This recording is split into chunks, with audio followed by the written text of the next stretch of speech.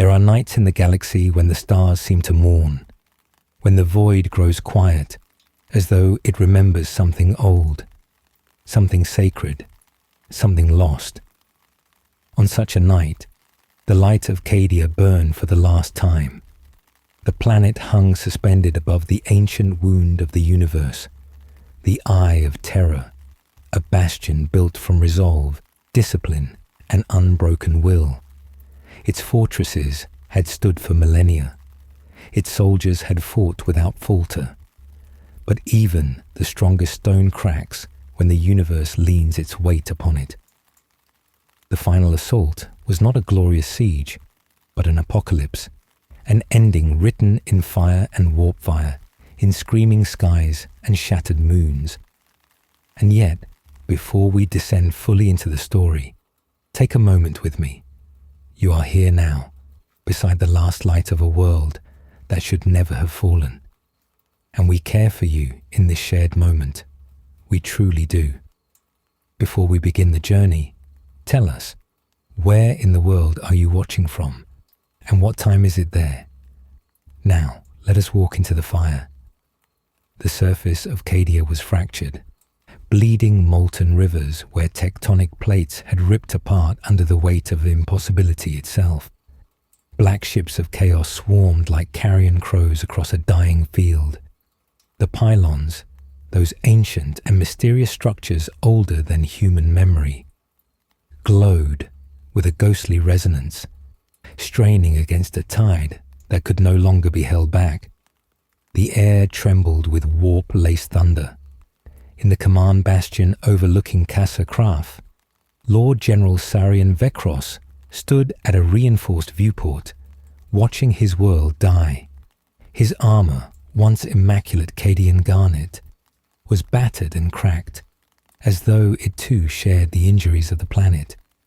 His face was carved with discipline, but beneath that hardness lay something deeper, an ache that went beyond pain.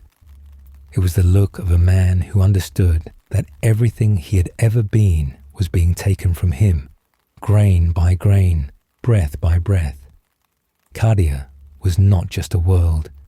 Cadia was identity, and identity was shattering.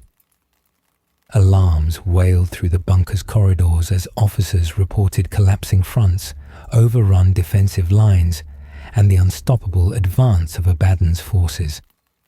Vox channels were a chorus of final stands, last charges, desperate prayers spoken in the fury of the moment. The walls shook with orbital bombardments. Dust rained from the ceiling in a continuous whisper. "General," Marshal Elira said, stepping beside him. Her voice was hoarse from hours of command, her armor blackened by smoke. "We have to withdraw. The evacuation transports are waiting. If we don't leave now..." He did not look at her. He kept his eyes fixed on the burning horizon. "This world cannot fall," he said, voice quiet, steady. "Cadia stands." She closed her eyes, not in grief, but in acceptance of inevitability. "Cadia stood," she replied. The words were a blade. Outside, the sky tore open, not metaphor, but truth. A rent of impossible color bloomed above the planet as the pylons failed one by one, their ancient fields collapsing like dying stars. Reality bent inward, folding like wet paper. The warp poured through, raw and ravenous.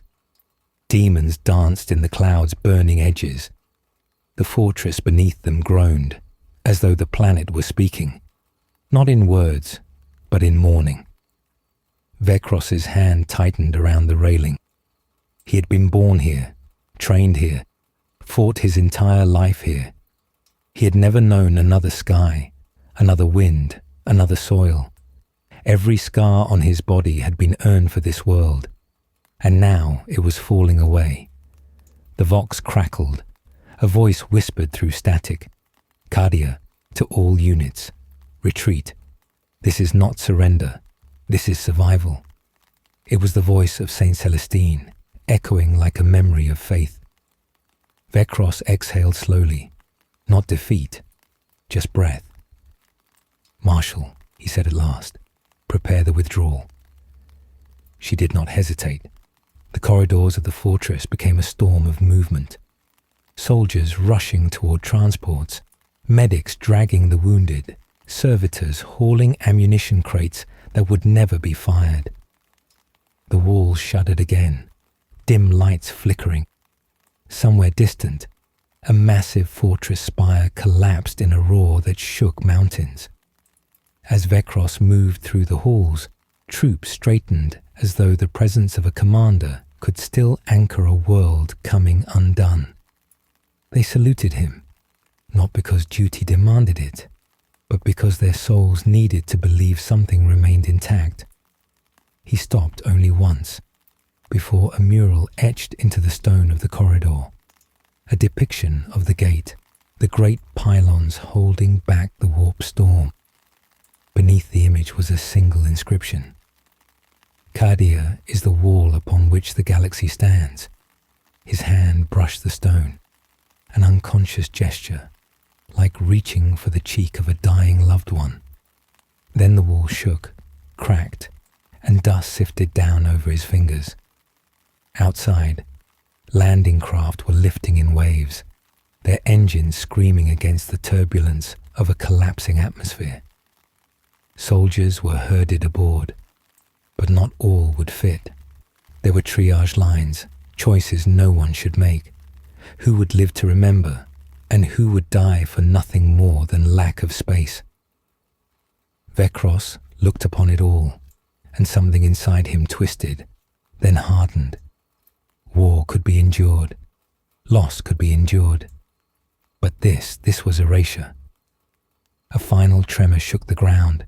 The planet groaned like something ancient dying. The eye of terror flared brighter than any sun. As the last transport ram sealed and the ship rose through the smoke-choked air, Vekros watched Cadia recede beneath him. The once familiar continents were now scorched scars. The fortress cities were broken teeth jutting from a bleeding mantle. What had been strong, enduring, eternal, was now ash, dust, memory. No one spoke aboard the ship. Silence was their final honor. Then, behind them, the planet split. Not in an explosion, but in a soundless, cosmic unfolding, as though reality itself sighed and let go. Light swallowed shadow. Stone dissolved into void. A world became a wound. The shockwave hurled the transport through space. Systems flickered. Gravity wavered. Soldiers held onto whatever they could. Silence broke into gasps, ohs, sobs that had no shame. Lord General Sarian Vekros did not weep, but he did not stand straight. He did not breathe like a soldier. He breathed like a man who had been hollowed. In that moment, a new age began. Not one of glory, not one of triumph, but of endless war. A war without home, without memory, without the anchor that once held the galaxy firm against the storm. Cadia had fallen, but its people still lived. And sometimes, survival is not a blessing. It is a question. What does one become when everything that made them who they are is gone? The transport shuddered as it cut through the fractured lanes of real space, its hull groaning under the lingering aftershocks of Cadia's death. The interior lights flickered in long, uneven pulses, casting the faces of the soldiers in shades of ash-grey pallor. No one spoke at first. The silence was not peaceful. It was the silence of grief being stitched shut, one breath at a time, because there was no room to scream. Those who had never known fear now found themselves hollowed by a loss so vast it did not feel real. The Cadian way had always been to endure, but endurance had never required surviving the end of the world. Lord General Sarian Vekros remained seated, though he did not rest. His armor was still dusted with the burned remains of the planet's surface, the dust of home now clinging to him like a second skin. He stared ahead, his eyes fixed somewhere far beyond the bulkhead before him. He was not thinking of strategy, not of war. He was remembering the sound the world made when it broke. Across from him sat Marshal Elira, her posture rigid, her hands clasped tight enough to pale her knuckles. She watched him, not as a subordinate watching a commander, but as a soldier watching the only thing left that resembled a foundation. If Vekros shattered, everything else would follow. The Vox channel crackled to life. A voice filtered through, clipped and strained. All Cadian surviving commands. Rendezvous coordinates transmitting now. Repeat. All remnants converge at 7th Fleet staging point. Cadia has fallen. The defense now lives in those who remain. The words were spoken with mechanical precision, but the weight behind them was unmistakable. Those who remain. Those who survived when perhaps they should not have. Those who now carried the burden of a name without a world. Elira looked down. A staging point means others lived, she murmured. It means fragments, Vekros replied softly. Pieces scattered by fire. The transport broke through the last of the warp-rent turbulence and entered open void. Before them stretched the shattered fleet of survivors, ships bearing the scars of orbital war, hulls torn, systems flickering, banners scorched. It was not an army, it was a wound held together by stubbornness. Gunships drifted in staggered formation. Life support flickered across multiple vessels. Medical frigates overflowed with casualties, those physically injured, and those whose minds had not survived the collapse of meaning. As they approached docking alignment, the view widened enough for them to see the largest ship among the remnants, a great battle cruiser once known as Steadfast Resolution. The plating along its prow bore deep warp-burn scars, and half its starboard batteries hung loose like torn bone. Yet still, it held position. Still, it flew the shattered purple and white of Cadia's command crest. The ramp dropped, and the soldiers disembarked into the ship's hangar. The air was heavy with smoke and the iron tang of blood. Rows of cots were crowded together in every direction. Wounded laid shoulder to shoulder. Priests murmured prayers. Medici teams worked until their hands shook, and silent veterans stared at nothing. Here, grief had a shape, a presence, something alive and wandering through the corridors, touching every soul. Vekros walked forward, step measured, gaze level, though inside him the wound remained fresh and raw. Soldiers saw him and straightened, not out of discipline, but out of need. He nodded to each, a silent acknowledgement heavier than any speech. A figure approached, tall, cloaked, bearing the sigil of the Inquisition like a brand of fire. Inquisitor Maraith. Her movements were graceful, controlled, as though untouched by the devastation that surrounded her. But her eyes held a sharpness that spoke of calculation, not cruelty, an ambition masked as purpose. Lord General Vekros, she said with a slight bow. It seems fate has seen fit to preserve you. He regarded her steadily. Preservation is not mercy. No, she agreed, voice smooth. But it can be opportunity. Elira stiffened, but Vekros raised a hand to still her. His gaze did not leave Maraith's. What opportunity could be born of this? He asked. Maraith turned, motioning for them to walk. They moved through the wounded decks together, the groans of pain echoing around them like a choir of ghosts. Cadia's fall is not simply a tragedy, she said. It is a symbol, a pivot, a rending of the old galaxy. The Imperium bleeds, yes, but in blood there is revelation. Several soldiers glanced their way, listening without meaning to. Maraith continued. The galaxy is shifting. Lines once defined by the fortress world are now erased. There is no gate now, only open war. Those who survived Cadia are no longer merely soldiers. You are witnesses, and witnesses shape history. Elira clenched her jaw. You're suggesting we exploit our loss. I am suggesting, Maraith replied, that if you do not define what it means to be Cadian now, someone else will. Vekros stopped walking. Around them, life continued. Medici orders, whispered prayers, silent weeping. Yet the space between the three of them felt suspended. What remains of us, Vekros said quietly, is broken. Maraith nodded. Yes, and broken things can be reforged, but only with heat and pressure. The galaxy now is furnace and hammer both. It was not comfort, but it was truth. They stepped into the strategy deck. Holographic projectors flickered weakly, displaying the galaxy in fractured pieces. Warp storms flared across sectors previously stable. Supply routes were severed. Entire worlds had gone dark. The fall of Cadia had not been an isolated loss. It was a shudder that travelled through every tendril of the Imperium's veins. Vekros studied the map. He saw not just planets and fronts, but consequences. The soldiers behind him waited, breathing in unison, as though bracing for judgment. He did not speak quickly. When he finally did, his voice was quiet, but unshakably clear. We are still Cadians, he said.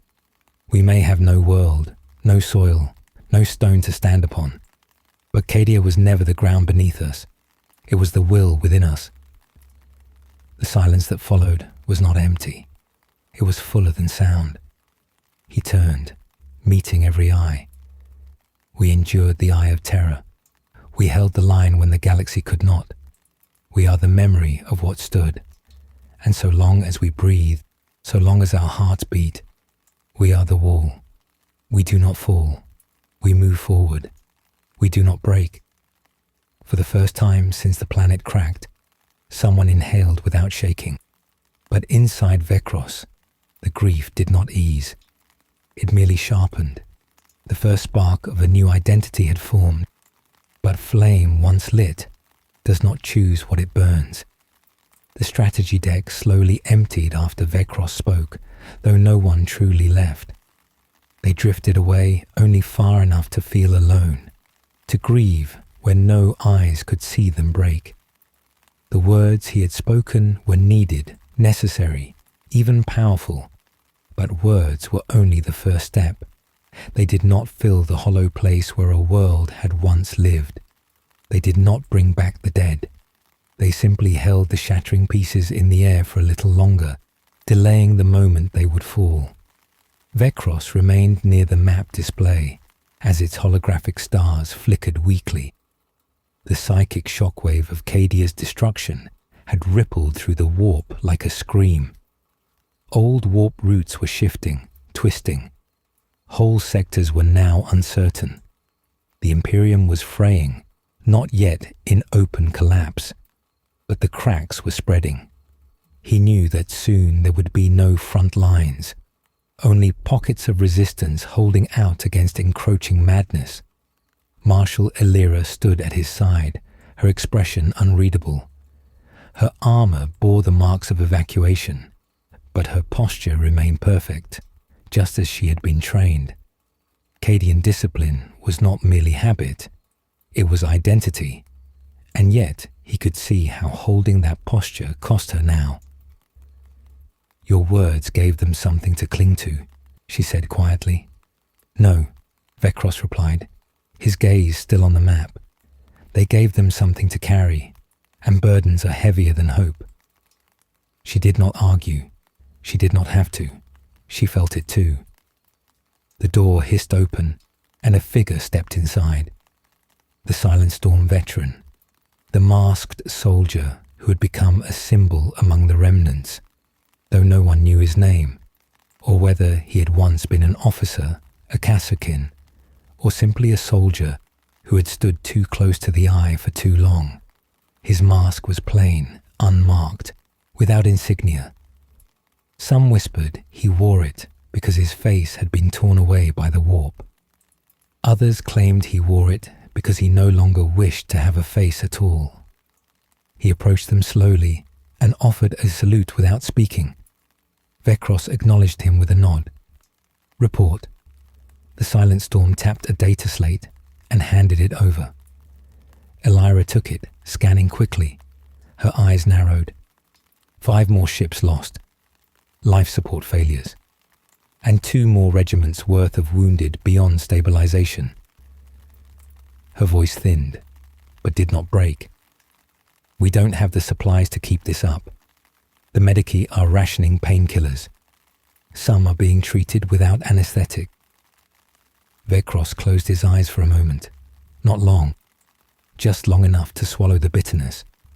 "Send requests to every reachable fleet, Forge World, Shrine World, or civilian convoy," he said. Elira hesitated. "We will receive charity, if any comes at all. We will not be resupplied." "We ask anyway." She bowed her head. The Silent Storm inclined his head once and left, moving without a sound, like a memory leaving the room. Silence settled again, not as emptiness, but as a weight pressing down on them both. Elira was the one to break it. "They are looking to you for identity," she said, "for meaning. They will shape themselves by your example." Vekros's jaw tightened. "Then they will break." "No," she said, stepping closer, voice firm but quiet. "Not if you lead them through the grief instead of around it." He finally looked at her. Her eyes were tired, but steady. "I do not know how to do that," he admitted. Not with shame, but with the honesty of a man who had no use for pretense. Elira's expression softened, but her voice did not. "No one does, but we learn, or we fall." There was no more to say.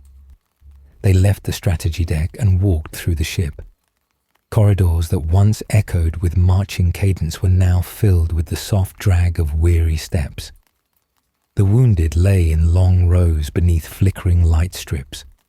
A priest knelt beside a soldier whose chest rose shallowly, whispering prayers of the Emperor's mercy. Some listened, some stared at the ceiling, some closed their eyes and pretended they were home. Home.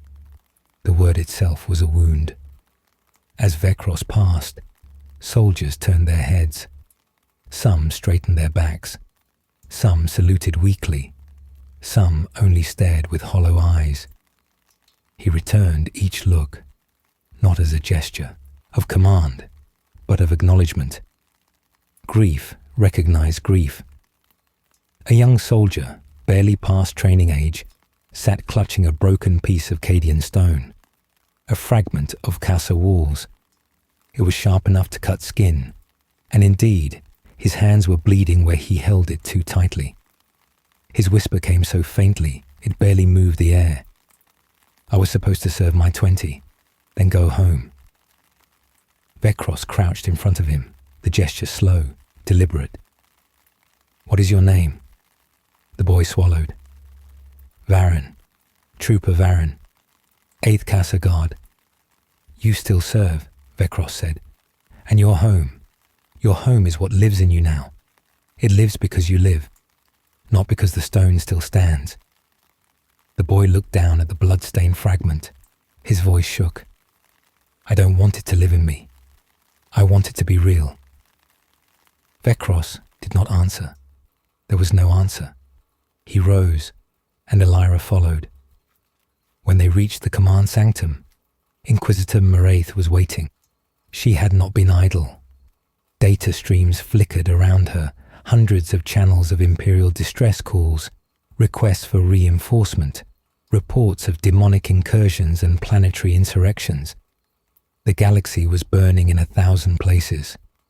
Without Cadia, the fire had been left unchecked. She looked between them, measuring their silence. "You see now," she said, "why we cannot simply mourn." Vekros felt something shift inside him. Not resolve, not clarity, but the beginning of something harder, colder, shaped by necessity. Mourning is not the end, he murmured. It is the forging. Maraith inclined her head, satisfied. There is a world, she continued, not far from here, a former fortress depot. It holds munitions, armor plating, and atmospheric processors. If we claim it, your people will have what they need to survive the coming months. Elira looked at her sharply. And who holds it now?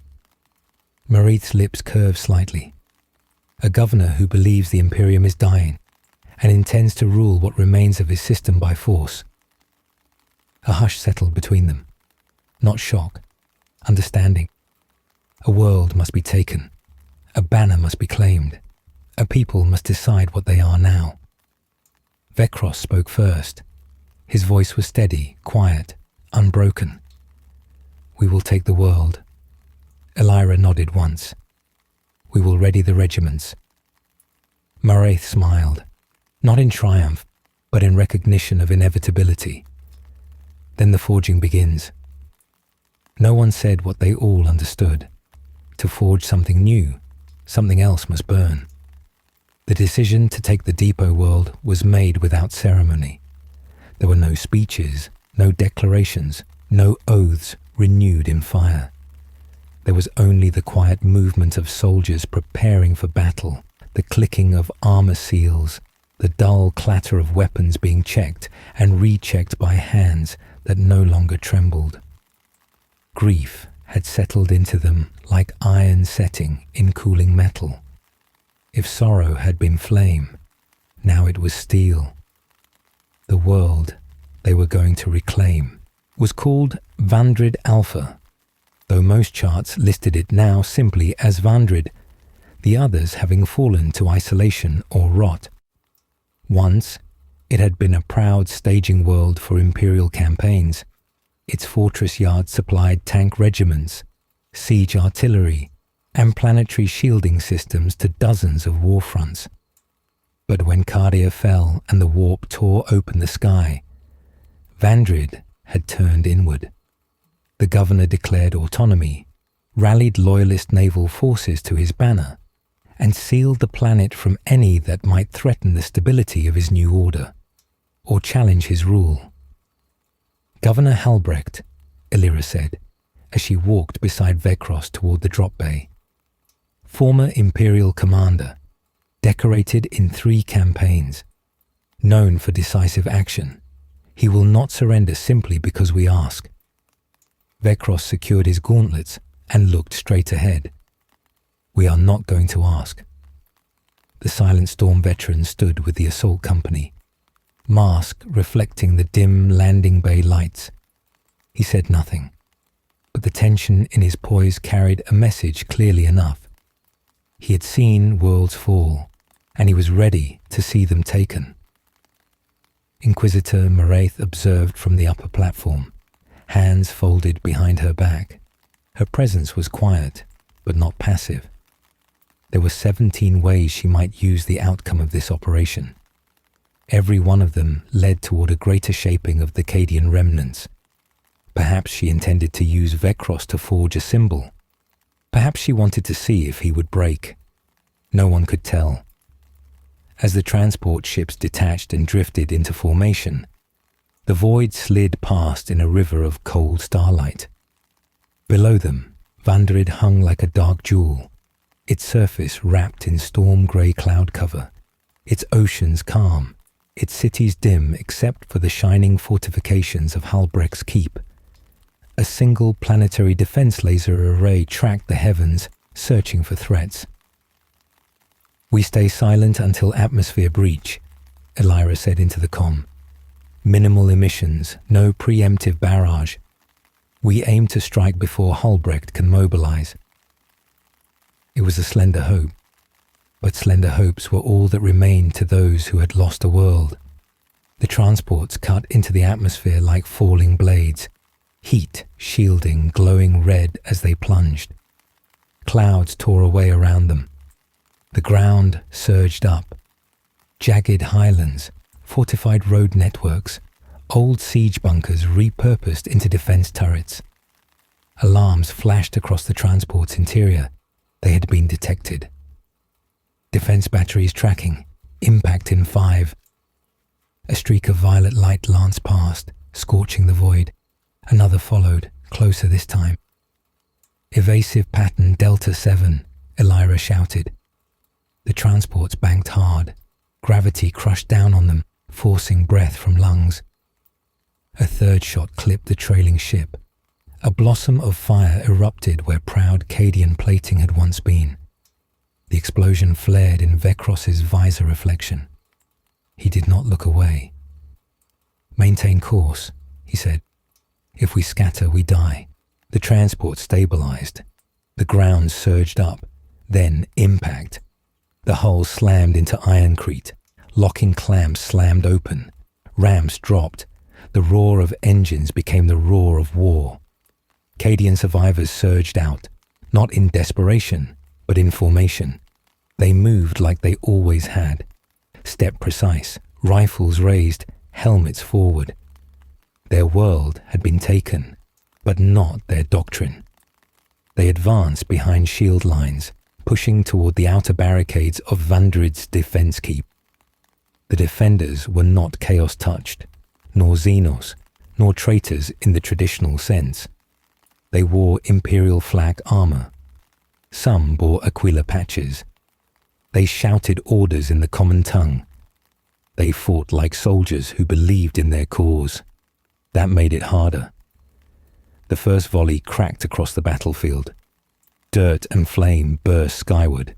The air filled with the metallic tang of lasfire discharge. Vecros walked with the front line, not behind it. His bolt gun barked controlled bursts. Each shot a decision, each impact a final sentence. Elira coordinated flanking regiments, signaling mortar squads into position behind shattered ridge lines. Artillery fire arced overhead, blooming in disciplined, precise impacts. The ground shook, but the Cadians did not break formation. The governor's forces fought fiercely. They were not cowards. Many had once served under Cadian command. Some had trained alongside the very people they were now firing upon. But allegiance was shaped by survival now, not by loyalty, not by memory. Vecros drove forward, not because of ambition, not because of vengeance, because he had to. Because if they lost here, if they hesitated now, the Cadian remnants would starve, weaken, fracture. Cadia would die not just in body, but in spirit. A heavy emplacement roared to life atop the keep walls, its autocannons cutting through the battlefield in shredding arcs. Troopers threw themselves to cover, others falling where they stood. The silent storm moved before the order was given.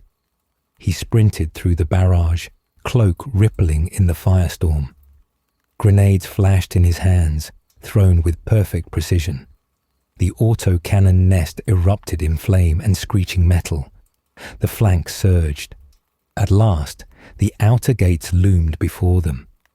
They were massive, layered steel and reinforced ceramite, built to withstand siege tanks and orbital strikes. But they had a weakness, not in their construction, but in their purpose. These were gates meant to intimidate, to hold power uncontested. Power never holds as firmly as fear imagines. Vecros raised his Vox transponder. Demolition teams advance.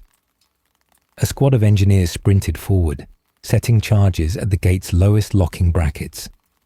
The defenders fired desperately, but Elira's riflemen pinned them down with overlapping volleys. "Detonate!" the ground thundered. The gate split open like a cracking jaw.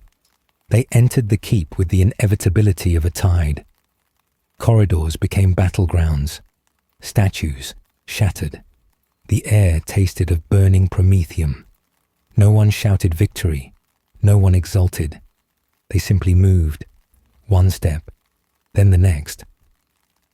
Governor Halbrecht was found in the command hall, surrounded by guards who laid down their weapons the moment they saw Vecros enter. The governor himself stepped forward, proud posture, eyes tired but unbroken. "So," Halbrecht said quietly, "Cadia's ghosts have come to drag the living back into the grave." Vecros did not raise his weapon. "Cadia is not a grave. It is a scar that still bleeds." Halbrecht studied him. "And what will you build with that? What shape will your suffering take?" Vecros answered with the only truth he had. "Something that endures." For a long moment, Halbrecht simply breathed. Then he bowed his head. Whether in surrender, grief, or relief, no one could say. Vecros did not kill him. The soldiers of Vandrid laid down their arms. The depot world was theirs. But the victory was not triumph. It was survival. And survival is not gentle. That night, beneath a sky that was not home, the Cadians lit no fires, sang no songs. They simply rested their weapons beside them and slept sitting up, as though ready to march again at any moment. Vecros walked the quiet halls alone. He knew what the others could not voice yet. Taking this world was not renewal. It was the first step toward becoming something new. And something new is always born in pain. Vandrid did not change in a day. A conquered world does not simply shift allegiance because new boots walk its soil. The fortress kept its scars. The air still smelled of gunpowder and burning metal. The sky remained the same heavy grey, thick clouds hanging low as though refusing to lift. The Cadian survivors claimed the armories, redistributed rations, secured the landing platforms. But the atmosphere among them was subdued, watchful. Victory was not joy. It was necessity, earned through the weight of memory rather than glory. Lord General Vecros walked the battlements the morning after the fighting had ceased. Below him, Vandrid's capital stretched outward in a pattern of ordered blocks and industrial sectors. It resembled Cadia in its rigid city grid design, though the resemblance only deepened the ache within him.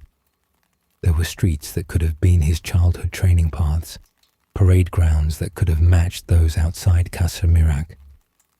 But the light here was different, colder, as though the sun itself hesitated to shine on land taken in mourning. He paused at a broken section of wall where the Cadian banner had been raised, ragged and soot-stained, its once proud white now a muted grey. Elira stood beside it, securing the pole in place with careful movements. Her expression held a quiet frustration. "It shouldn't be this colour," she murmured. "It looks like we're raising surrender cloth." "It looks like what we are," Vecros replied. "A people burned and worn, but still standing." She didn't argue, though her jaw tightened. Elira had always held to the ideal that banners and symbols mattered because they reminded soldiers who they were. But now, the symbol itself carried a question. Who were they? They had no world, no soil to root identity in. Only memory, and memory alone frayed quickly under strain. As they stood in silence, the Silent Storm veteran approached. As always, he made no sound until he was near. In his hands, he carried something wrapped in cloth darkened by soot. He held it out to Vecros gently, almost reverently. Vecros accepted it with care and began to unwrap the cloth. Elira stepped closer, breath drawing in sharply when the object was revealed. It was a fragment of the gate, the ancient pylons that once held back the Eye of Terror. The surface was scratched and scarred, but faint lines of silver light still ran through it, like veins carrying the memory of a world's final defiance. "How?" Elira began, voice raw. The Silent Storm bowed his head. The meaning was clear. He had carried it from Cadia itself. Vecros held the fragment in both hands. It was heavier than it appeared. Heavy with history, heavy with finality, heavy with grief. The edges were worn smooth, as if countless hands had reached for it in the planet's dying hours. "It can't be used as a weapon or tool," Elira said softly. "No," Vecros replied, "but it can be a reminder of what Cadia had been, of what they had endured, of what could be built again, or what could be lost forever." Soldiers began to gather nearby, drawn not by command but by something deeper. They formed a quiet circle around the three of them, though no one spoke. Their gazes fixed on the fragment, each face carrying a different grief, a different story. A sergeant with half his hair burned away stood rigid, tears held back only by force. A medic with blood still on her gloves stared at the stone as though it were a gravestone. A trooper with shaking hands clenched them into fist to hold himself steady. Elira met Vecros's eyes. There was no suggestion, no question, only acknowledgement. This was the moment they needed, not a speech, not an oath, a symbol. Vecros turned toward the raised banner. He knelt, not in prayer, not in surrender, but in memory, and placed the fragment at the base of the flagpole. The soldiers watched him, breaths held, hearts suspended in that fragile space between despair and something else. "Cadia is gone," he said, voice quiet yet steady. But not ended. The wind caught the ragged banner, lifting it just enough to move. Cadia was not the stone beneath our feet. It was the will within us. It was the shield we held between the galaxy and the abyss. The silent storm lowered his head, hands clasped. "Our world broke," Vecros continued, "but we did not. We carry Cadia in our bones, in our discipline, in every step we take, no matter where we walk now." Elira closed her eyes, just for a moment. This fragment is the memory of the gate that held back the storm, and now it is the foundation of what we must become. He rose slowly. He did not raise his voice. He did not need to. "We are still the wall."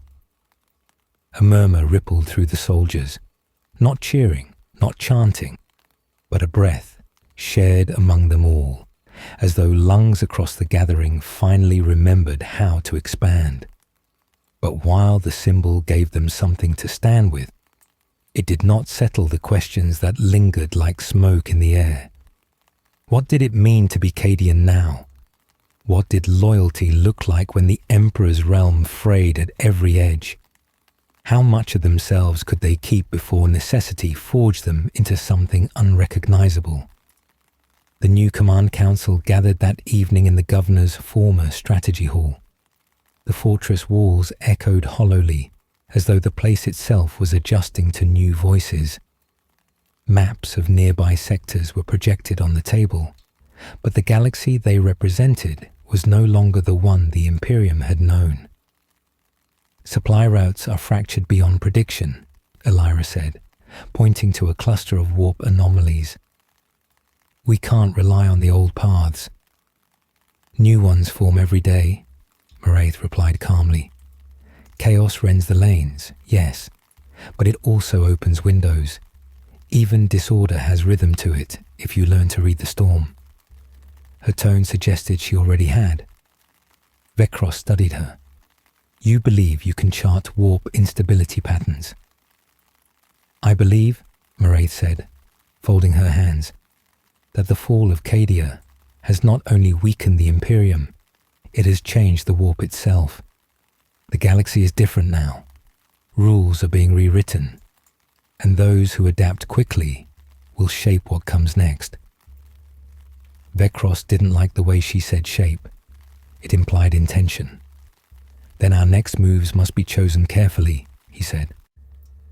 "The next move," Elira countered, "is rebuilding our regiments. We have weapons and armor now, but not identity." Moraith's gaze shifted to the fragment of the gate, now mounted behind the command dais, illuminated by a single beam of pale light. "You are forging identity already," she said. Vecros looked at the fragment, and something deep within him tightened. Not in pain, but in foreknowledge. Identity was a blade, and a blade cuts both ways. Outside, soldiers gathered quietly in the fortress courtyard. They were not celebrating.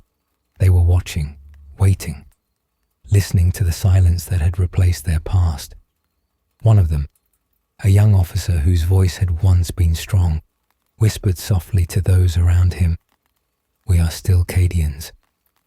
But another soldier replied just as softly, "Then we must decide what that means." The wind lifted the tattered banner once more, its frayed edge brushing the fragment of the gate below. The symbol was born. But symbols do not remain symbols forever. Soon they become commands. They become doctrine. They become destiny. And destiny, once named, begins to demand a price. Night settled heavily over Vandrid, though the term night felt insufficient. The sky above the fortress was veiled in thick, unmoving cloud, and the stars, those same stars that had once shone over Cadia's bastions, were distant, muted things now. The air carried neither calm nor promise, only endurance. The soldiers of the remnants tried to sleep, but rest did not come easily. Grief had a way of waking itself. Silence became louder in darkness, and when dreams did arrive, they carried the sound of a world breaking. Vecros did not sleep. He walked the fortress corridors in quiet, pacing steps, not out of unease, but because stillness felt wrong. He had been a commander his entire adult life, his hands built to direct movement, to weigh risk, to calculate loss. Now, loss sat beside him like a silent companion. He could not outrun it. He could only walk with it. The fragment of the gate had been mounted in a place of honor in the central hall. Light fell over it in pale, reverent illumination. Soldiers stopped when passing it. Not long, just long enough to breathe in and remember. It was strange how memory could feel heavier than armor.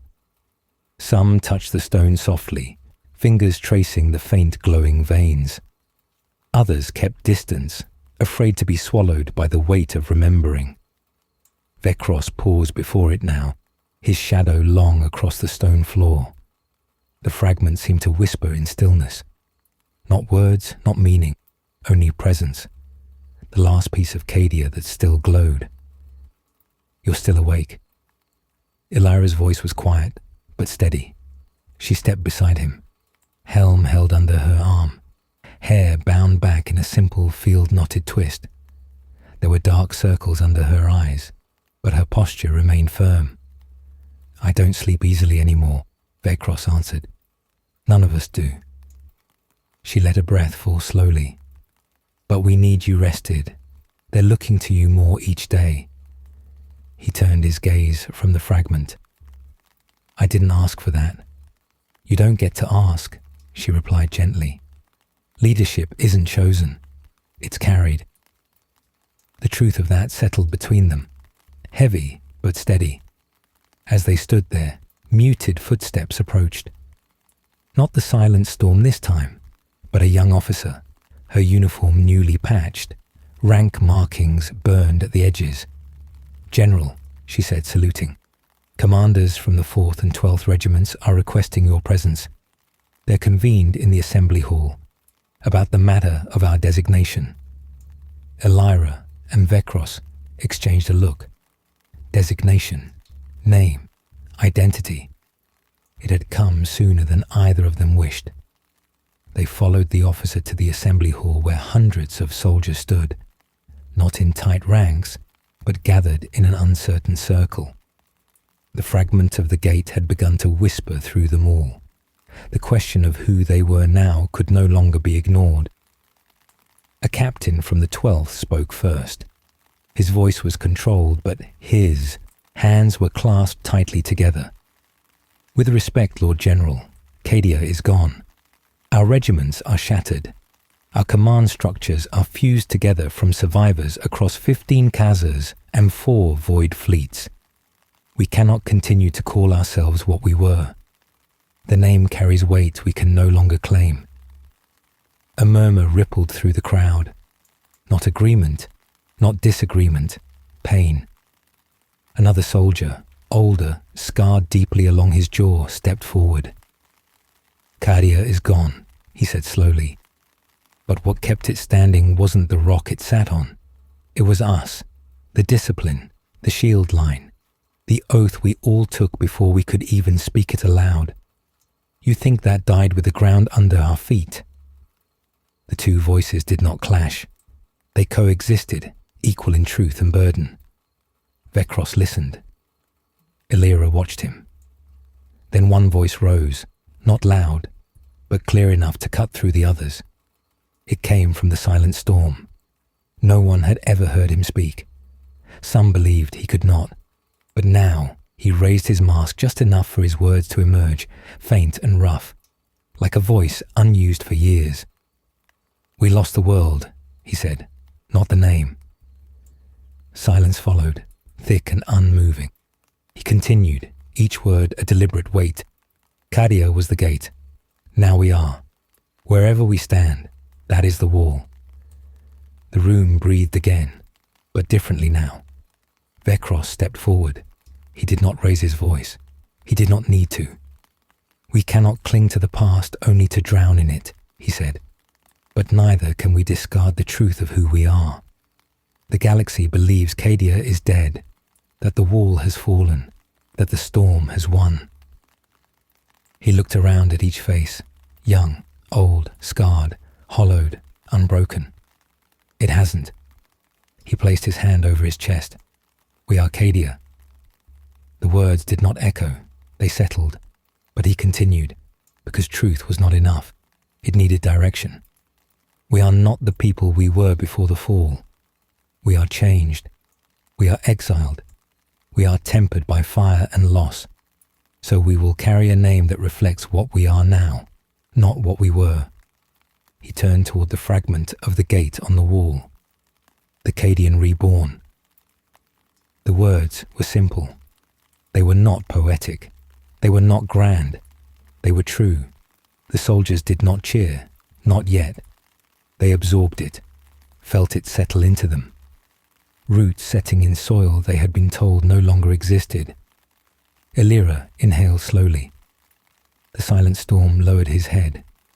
Inquisitor Maraith, who had been silent near the back of the hall, smiled, not with triumph, but with recognition. Identity had been forged. Now, identity would shape action. That night, the old banners were gathered, not burned, not discarded, but folded with reverence and placed beside the fragment of the gate.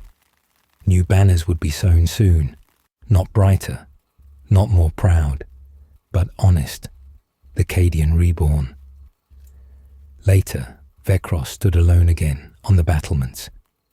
The wind pulled at his cloak, cold but grounding. He whispered to the fractured sky, "We stand still." The clouds shifted, revealing one faint star. It was enough. Steps approached.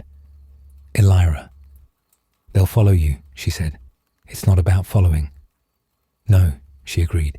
"It's about continuing." For a moment, neither spoke. Then distant thunder rolled. Not weather, but engines. Warp-churned space tremored at the edges of the system. A new message blinked across the comm screens. Unknown fleet approaching. Not friend, not yet enemy.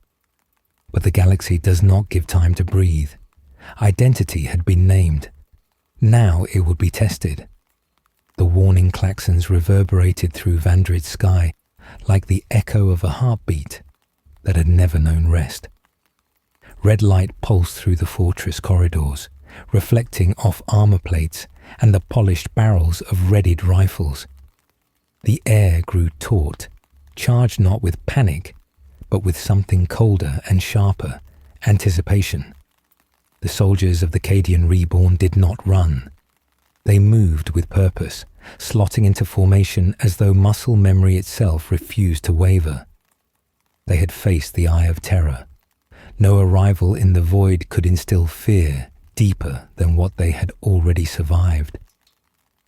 Vekros stood on the command dais of Vandrid's central bastion, the great hololithic tactical display casting shifting shadows across his features. Elira stood at his right, her gauntleted hands resting lightly on the tactical rail, gaze fixed sharp and unwavering.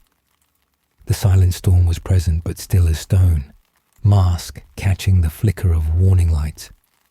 Inquisitor Maraith watched from the upper platform, expression unreadable, as though she had already predicted every possible outcome of what was about to unfold. Signals flared across the hololith. Multiple ships entering the system. Not an Imperial Navy formation. Not a known pirate banner. Not a Chaos War band. Their transponder codes were fractured, irregular, the signatures of vessels that had been repaired too many times, scraped together from too many battlefields. "These are refugee fleets," Elira said slowly, voice low. "Remnants of other fronts. Other worlds that fell when Cadia broke the gate." Vekros nodded, though it was not relief that filled him. It was gravity. The destruction of Cadia had not simply shattered their world. It had torn apart star sectors, destabilized defensive lines, broken supply chains, and left dozens of worlds without support. The Imperium had always relied on Cadia to be the shield that held back the storm. Without it, the storm had spread. Some worlds had burned, others had surrendered, some had simply disappeared. Now, survivors were drifting here, to them. Vekros issued the command. "Open Vox channels, put their lead ship through." Static crackled for a moment, then a weary voice filled the hall, strained with exhaustion, yet hard-edged with something unbroken.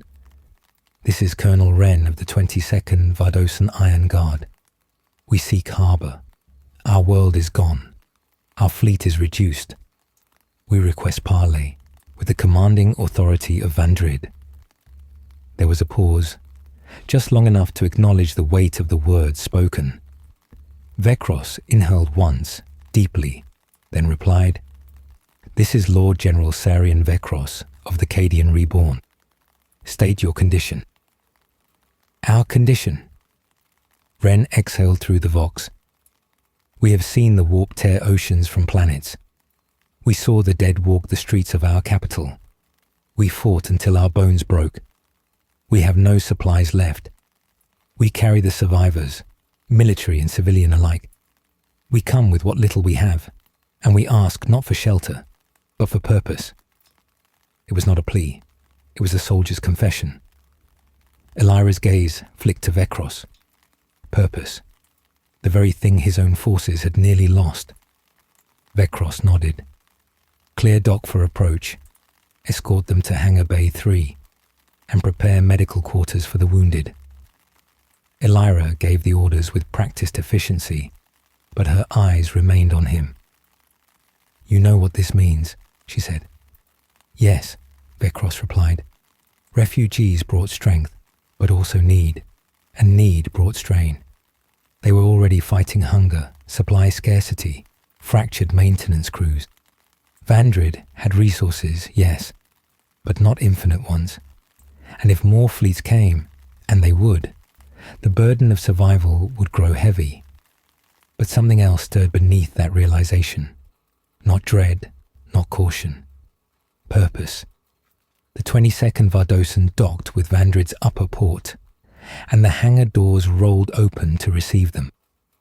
Soldiers disembarked first, armor scorched, banners tattered, but their movement steady and disciplined. Then civilians, children wrapped in cloaks too thin for the cold hold air, old men and women with eyes that seemed to have stared too long at something no mortal should witness. The Cadian Reborn watched in silence. They did not reach forward, but they did not turn away. There was recognition in their eyes, not of difference, but of shared loss. Vekros walked forward as Colonel Wren stepped down the ramp. Wren saluted, not stiffly, but with weary honor. "Lord General," he said, "if Cadia fell, then the galaxy has changed." "It has," Vekros replied, "and so must we." Wren's eyes hardened, not in resistance, but in understanding. "We are yours to command." The words did not ring with devotion. They rang with necessity, with clarity, with the clear-eyed knowledge that the old world was gone, and the new one would be forged not by decree, but by survival. As the new arrivals were processed and settled, murmurs spread among the Cadian reborn. For the first time since Cadia's fall, they were not the last remnants. They were the beginning of something. But beginnings carry demands. That evening, the officers gathered in the War Council Hall.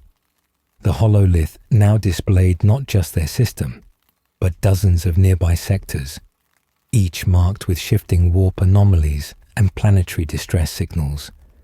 Maraith stepped forward, her voice calm and measured. "The Imperium is fractured. Defense lines are gone. Warp storms have isolated sectors that once relied on Cadia's stability. The enemy is not waiting. Chaos spreads not through armies alone, but through despair. If we do nothing, we will be swept under the tide like all the others." Illyra folded her arms.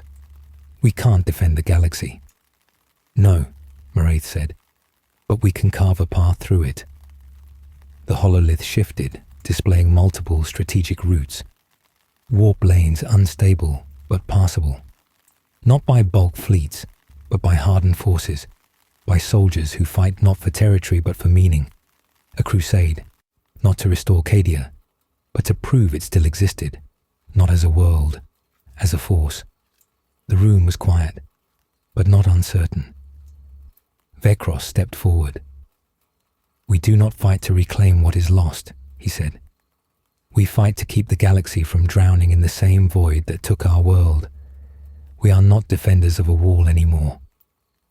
He placed his hand over his chest, where the Cadian crest once sat. "We are the wall."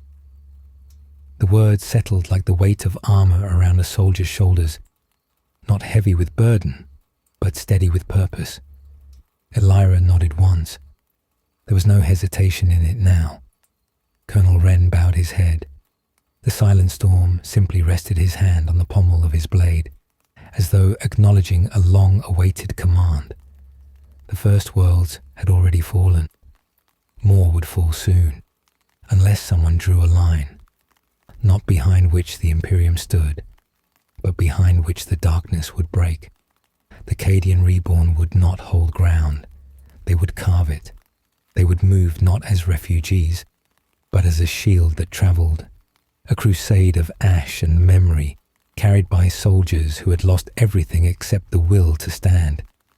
That night, as orders were prepared and regiments mobilized, no one spoke of victory, only necessity. The burning crusade had begun. Preparations for the crusade moved through Vandrid like a slow gathering tide, not swift, not loud, but inevitable. Armoured columns were restored, refitted with plating taken from gutted manufacturums. Vox relays were recalibrated to scan unstable warp corridors. Training yards echoed once again with drill calls, but the cadence had changed. Less rigid discipline, more raw endurance. These were soldiers who had survived the breaking of a world, and survival reshapes the way a man moves, the way he thinks, the way he holds a weapon. Discipline had become instinct. Duty had become bone deep. Lord General Vekros moved through these preparations with deliberate calm. His presence steadied the uncertain, sharpened the focused, silenced the afraid.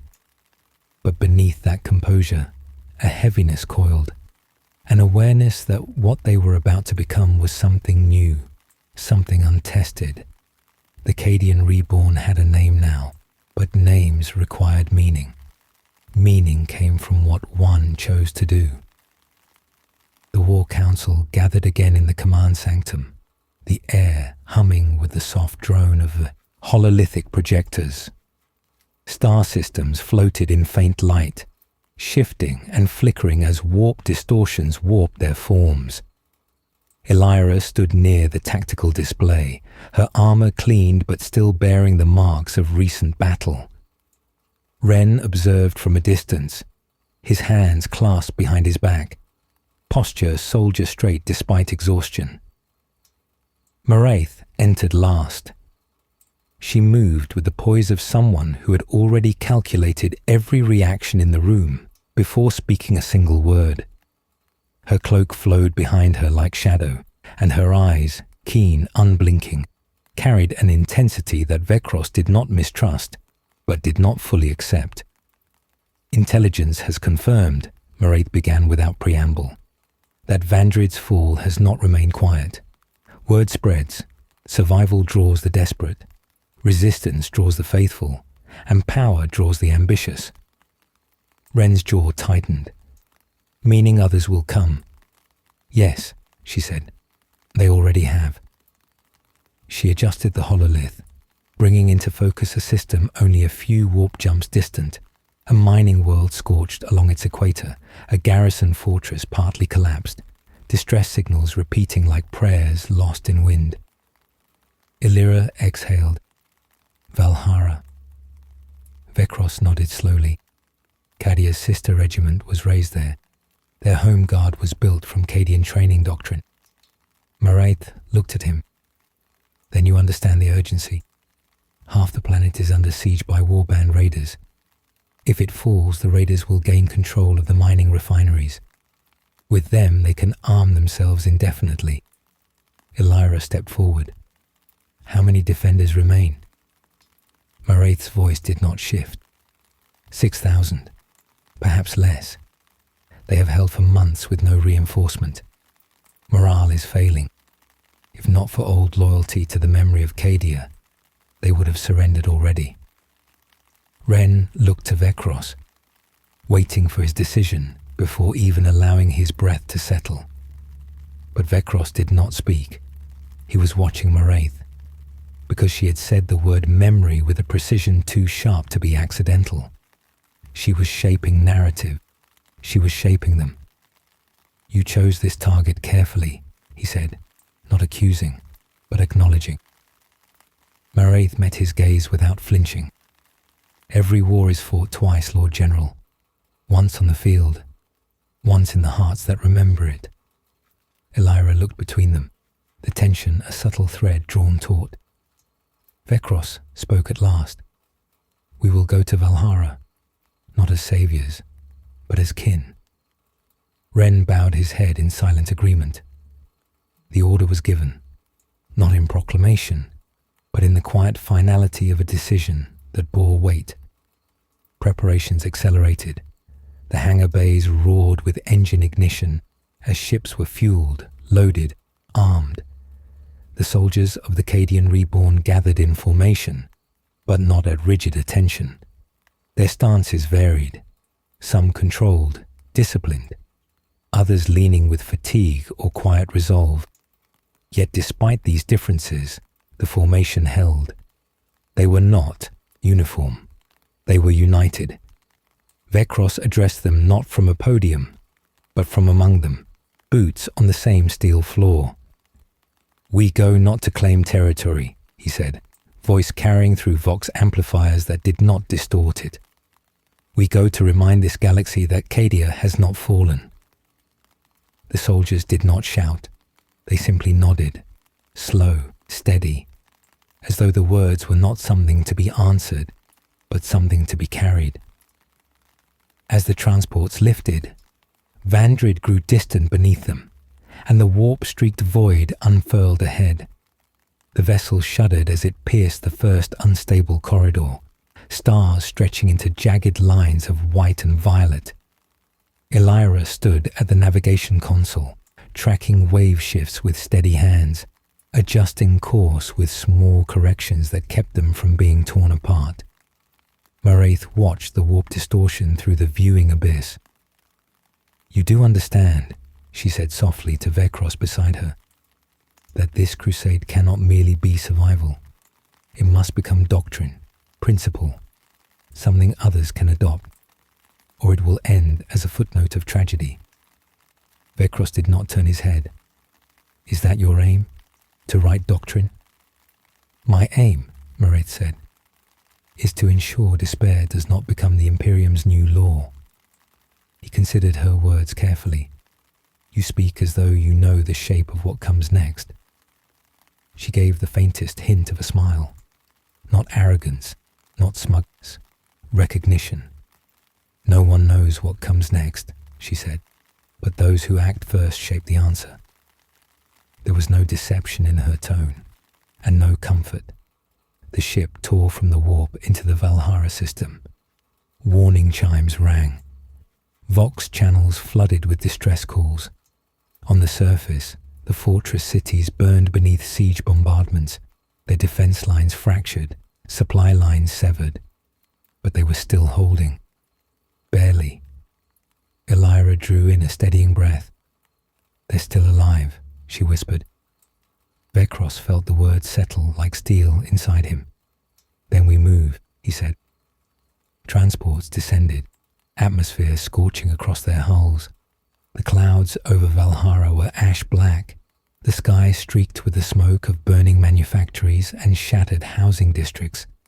The air tasted of iron and exhaustion. As the Cadian reborn landed, the defenders saw them, not as myth, not as memory, not as ghosts, but as something they had believed impossible. Survivors.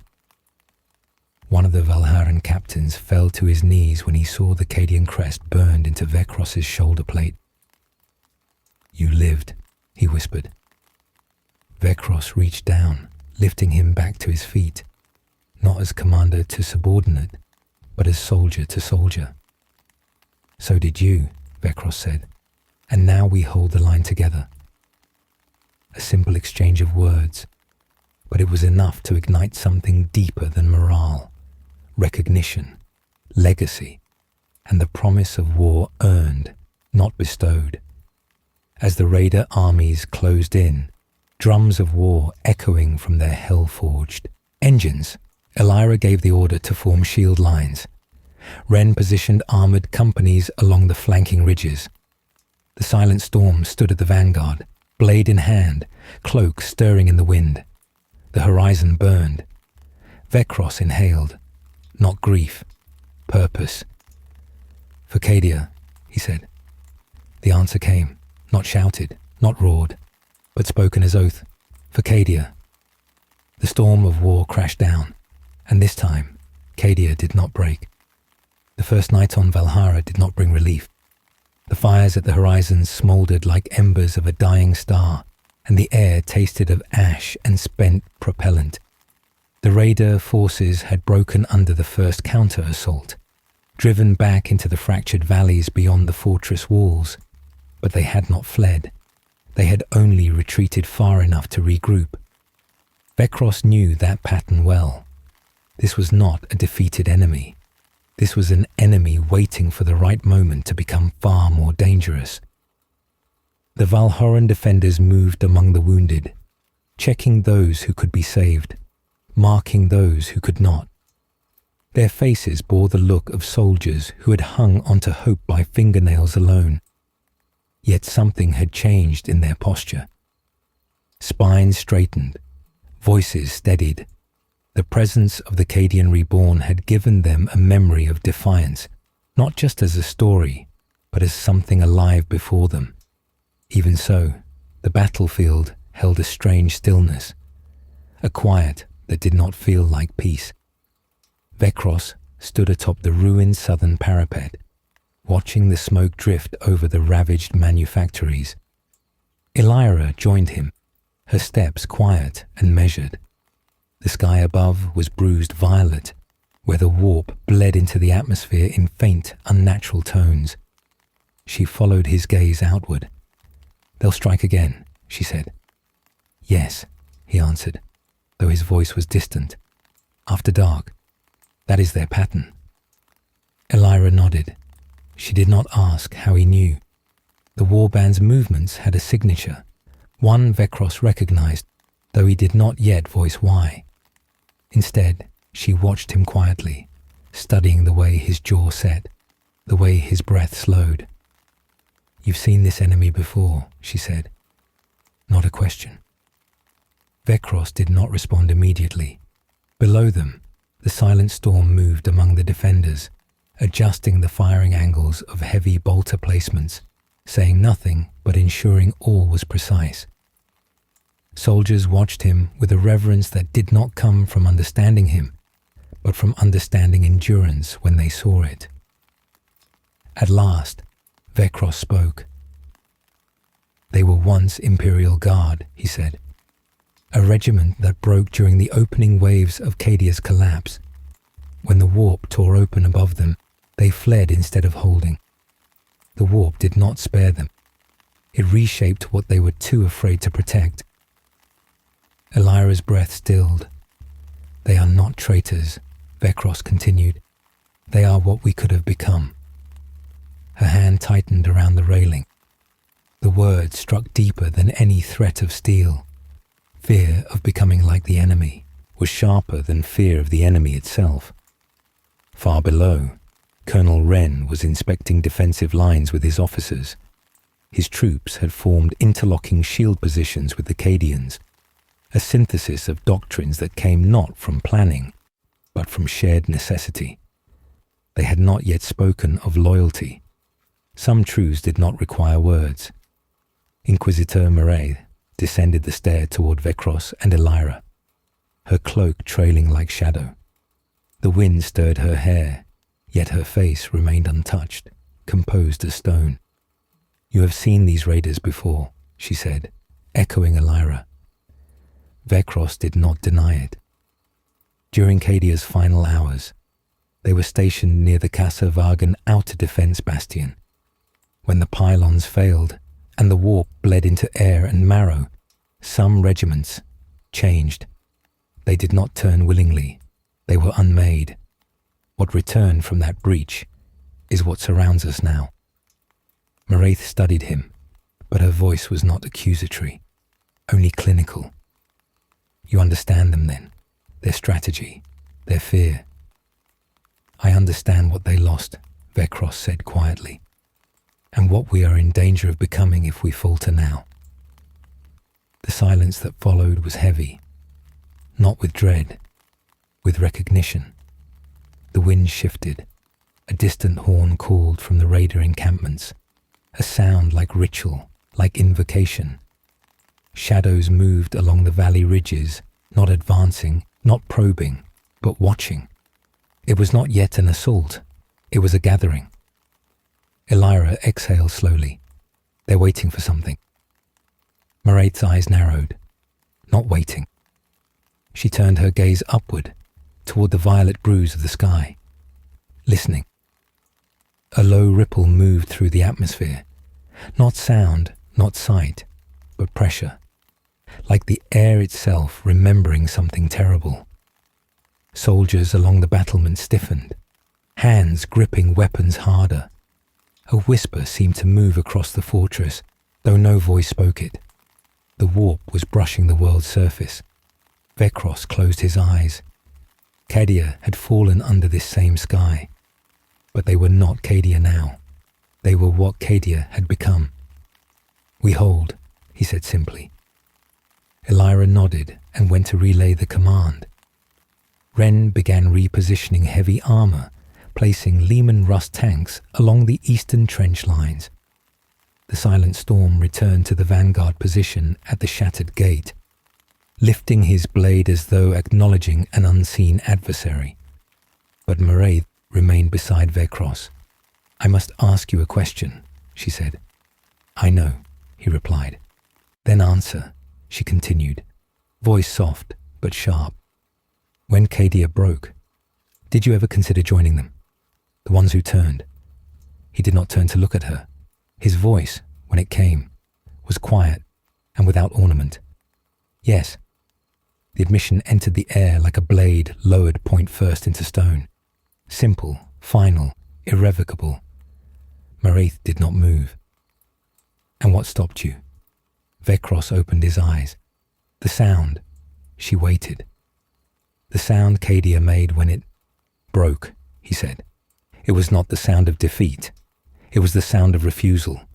A world tearing itself apart rather than surrendering. I could not betray that sound. Not then. Not now. A distant roar cut across the valley. The raiders surged forward, this time in numbers that filled the horizon. They came howling, their armor warped and fused, faces marked by symbols scratched in desperation or madness. Their weapons were scavenged imperial patterns, their movements disciplined but twisted by something darker. They did not fight to conquer. They fought to force others to share their breaking. The Cadian reborn formed their lines, shields locked, rifles raised. No one shouted. No oath was needed. They stood as they always had, unbroken until death. The clash was sudden and brutal. Raiders slammed into the shield lines, their blades screeching against ceramite. Gunfire lit the battlefield in bursts of white and red. The silent storm moved like a boundary line, every step precise, every strike ending a life twisted beyond recognition. Elira held the flank, shouting orders that shaped the chaos into formation. Ren's tanks roared, blasting craters into the advancing horde. Vekros stepped into the fray. His bolter fired with mechanical rhythm, but it was his presence, not his weapon, that shifted the tide. Soldiers near him fought harder, stood straighter, endured longer, because if he could stand, then Cadia still stood. Maraith watched from above, not detached but evaluating. She saw something unfolding, not chance, not survival, but identity crystallizing in the furnace of war. When the last of the raiders broke and fled into the valley shadows, the fortress did not cheer. But no one faltered, no one doubted, and the warp whisper faded, for now. Elira approached Vekros, armor stained with blood and dust. They'll return. Yes, he said, and next time, they won't come to break us. Ren joined them, breathing hard. Then why will they come? Vekros looked toward the valley where the warp light glimmered faintly, like a wound reopening. To reclaim us. The silent storm's hand tightened on his blade. Maraith stepped forward, voice quiet but clear. Then it is time, she said, to decide not just what we are fighting against. She looked at Vekros, but what we are fighting for. The sky above flickered. The warp remembered them, and it was not done. Valhara's sky did not know dawn anymore. The clouds hung too thick, stained by burning manufactories and warp-tainted ash. When morning came, it was only the faint lifting of darkness into a shade of grey, a reminder that day still existed somewhere, just not here. The fortress walls crackled with residual energy from the night's assault. The raiders had retreated into the valleys, but their absence did not bring silence. Instead, the air thrummed with the pressure of something waiting. The men and women of the Cadian Reborn rose with movements quiet and automatic. They did not speak of the battle. They did not speak of the enemy. They sharpened their weapons, reset armor seals, cleaned the dry blood from their gloves with the same methodical precision with which they once polished parade boots.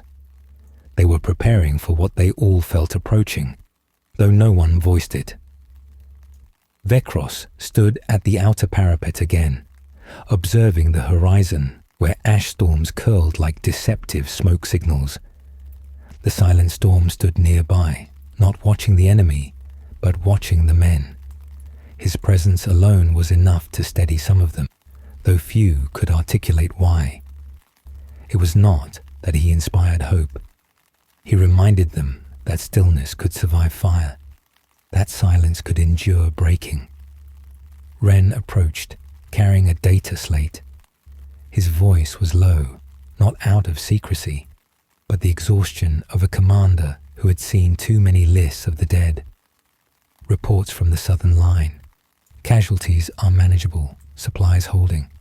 But morale, it is holding, Vekros said. Ren studied him. Holding is not rising.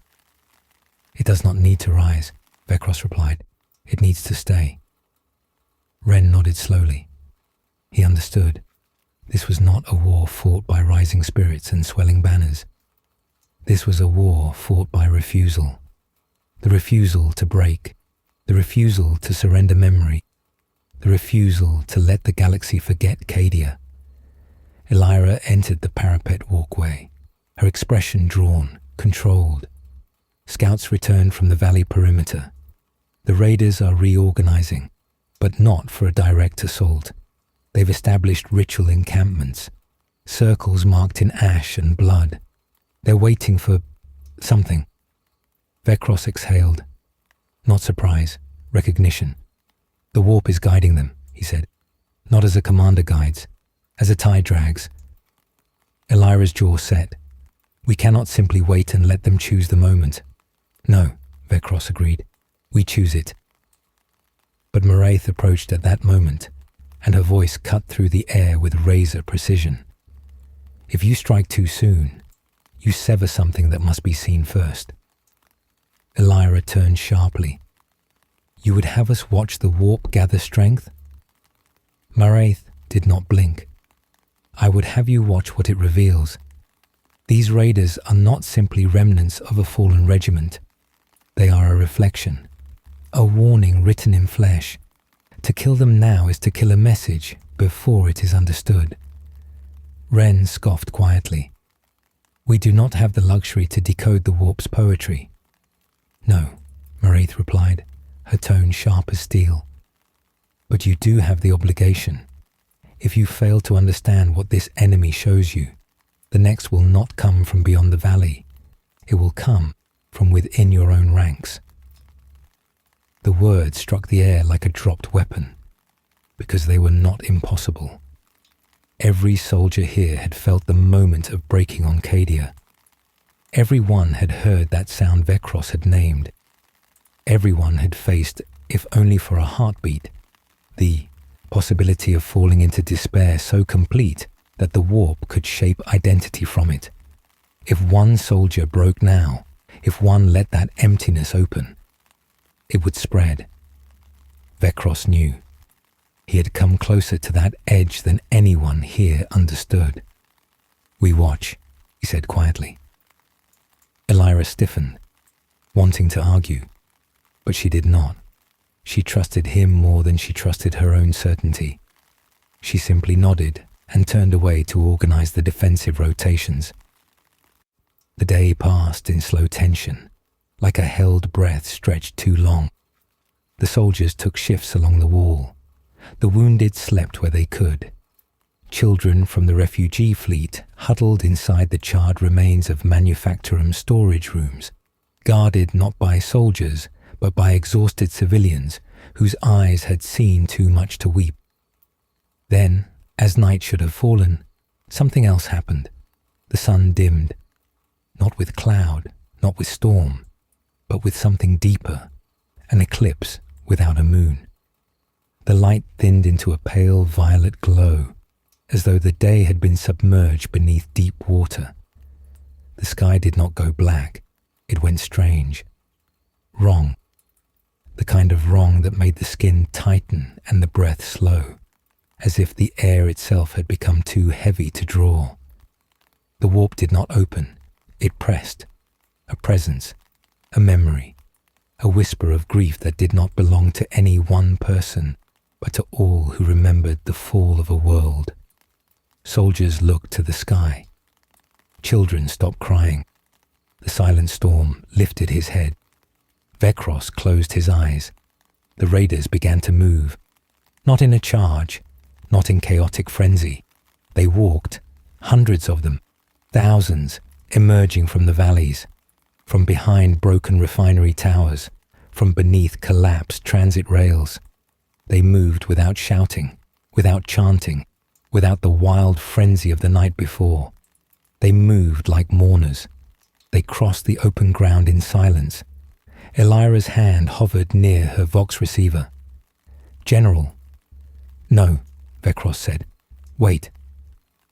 The raiders stopped within rifle range. One figure stepped forward, armored in plates scorched black and gold, helmet fused to flesh, symbols carved deep across its chest. When it spoke, its voice was not merely a voice, it was echo, a chorus of every scream from every moment Cadia fell. "You lived." The words did not accuse, they acknowledged. Vecros stepped forward. "So did you." A whisper of wind moved across the ash. The raider's head tilted slightly, as though studying him across the gulf of memory and ruin. "We broke," it said. "Yes," Vecros replied, "and we did not." The creature's voice deepened. "We remember what the warp showed us, the truth beneath the stone. Cadia was the wall, but sometimes a wall must fall to let those behind it see what stands beyond." Ren's hand moved toward his pistol. Vecros lifted his hand to stop him. "And what did you see?" he asked. The raider's helm flickered with faint warp light, like embers in bone. "We saw the end, and we embraced it. You ran from it." "No," Vecros said softly. "We carried it." The silence that followed was not empty. It was choice, recognition, two reflections of the same wound. Then, without warning, the raider's body spasmed, head snapping back. Warp light burst from its eyes like fire through cracked stone. The horde behind it convulsed, some screaming without sound, others collapsing as though strings had been cut. Moraith whispered sharply, "Something is forcing them." The warp flare exploded, not outward, inward. Every raider was consumed in violet flame, burned without smoke, dissolved into ash that drifted upward instead of down, drawn into the blackened sky. The wind carried their ashes past the walls. The Cadian reborn did not move. Elira whispered, "Why would the warp kill its own?" Moraith did not answer. Vecros did, to prevent them from remembering what they were. The silent storm's hand trembled once. Vecros spoke again, his voice low, steady, unbreaking. "Do not look to the warp for purpose. It will offer only endings." The strange eclipse held a moment longer. Then it broke. Darkness fell fully. Night returned, but no one slept. For on that night, every soldier understood the war ahead was not merely fought with weapons. It was fought in the space where identity meets memory, the place where Cadia had broken, and where something new was now being forged. The night after the black sun passed was not quiet. Silence, once merely stillness, had become a living thing, coiling in the corridors, pressing into the lungs, making even breath feel too loud. Soldiers did not speak of what they had witnessed. There were no words that could hold it. The raiders had not been defeated by blade or bolter. They had been unmade by something that remembered what they once were, and feared what they might remember again. The message was clear, though no one said it aloud. The warp wanted Cadia to remain a wound, not a memory, not a symbol, a wound. Vecros spent the hours before dawn walking Valhara's outer camps. The ground was blackened where the raiders had stood, leaving no bodies, no bones, only fine ash that clung to boots and armor like frost. Elira instructed troops to sweep the fields, not to cleanse them, but to understand them. The silent storm traced his fingers through the ash, then stood, gazed distant, as if he could still feel the presence of those who had vanished.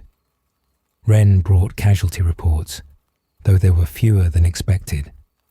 The raiders had not come to kill. They had come to show what could have happened to the Cadian reborn had they broken differently. Show what still could. Moraith watched the morning gather, not light, only the thinning of shadow. Her expression remained composed, but Ren and Elira had learned to read her now, in subtle shifts of posture and breath. There was something she had feared from the beginning, and now it lingered in the air between them. "Speak," Elira said quietly, when they stood with her on the parapet. Moraith did not look at her. She looked at the sky. The warp marked them, but not because they surrendered. They were claimed by something vast, something that saw Cadia's fall, not as tragedy, but as invitation. Ren crossed his arms. "A specific warband." "No," Moraith replied. "A will. A presence drawn to the collapse of a fortress that should never have fallen. Something old, something patient. And it is watching now." Elira's voice lowered. "For us." "For him," Moraith said. They all looked to where Vekros stood below among the troops, speaking quietly to each squad, not commanding, not directing, listening, bearing witness, simply standing in a way that gave others the will to remain upright. Moraith continued, her voice like a surgeon's blade, precise, unavoidable. "When the world breaks around a man, one of two truths emerges. Either he is the one who breaks, or he is the one the break cannot reach. The warp is watching to see which he is." Ren exhaled sharply, as though struck. Elira watched Vekros for a long moment. "Then we do not let him stand alone." Moraith did not answer, but a faint shift behind her eyes suggested acknowledgement. The day continued with the slow, necessary work of stabilization.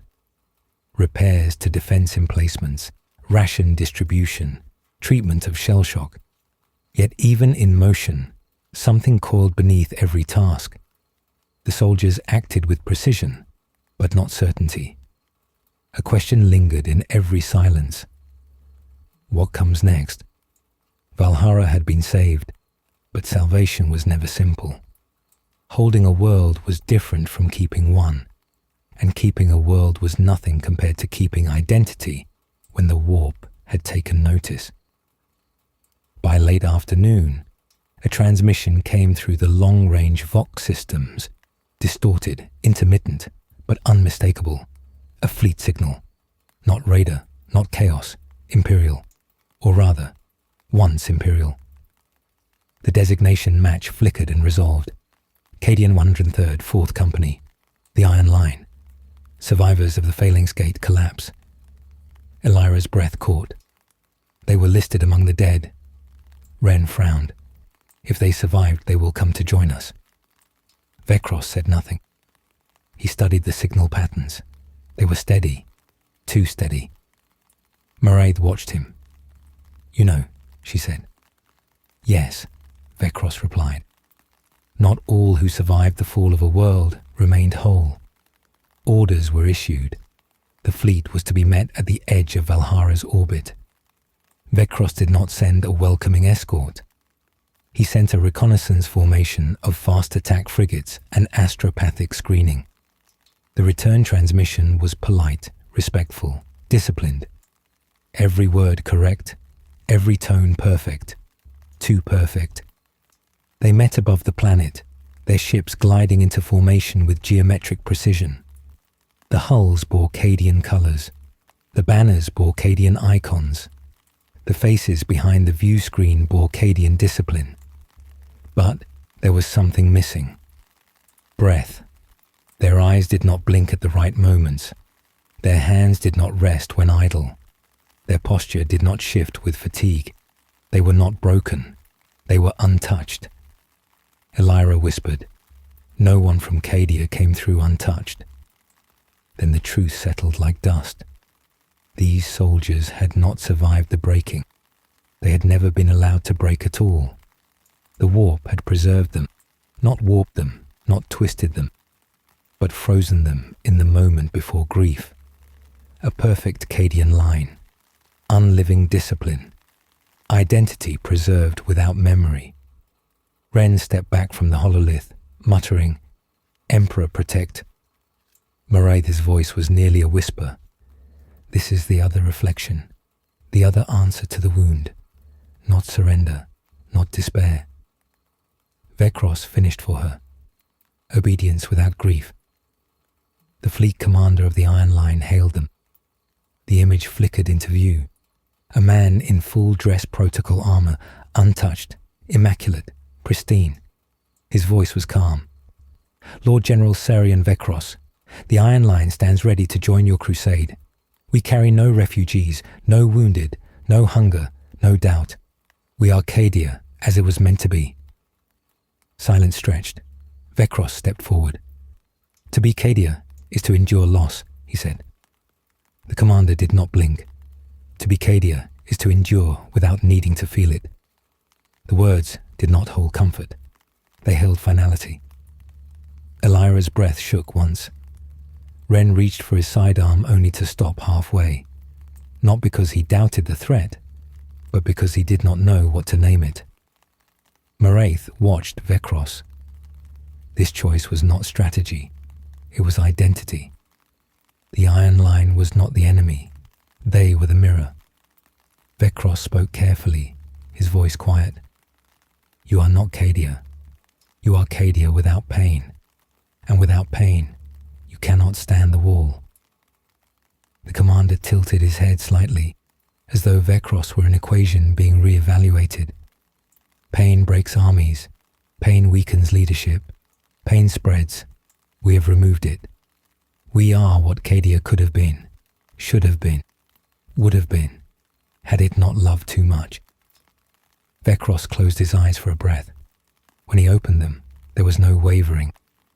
To love a world is to lose it. To lose it is to remember. To remember is to remain. The Iron Line did not move, but the silence changed, from polite stillness to refusal. Vekros spoke the final truth. You are not survivors. You are the echo of a world that never fell, and the echo cannot carry the weight of the wall. The commander's expression did not shift, but the fleet moved, weapon systems activated.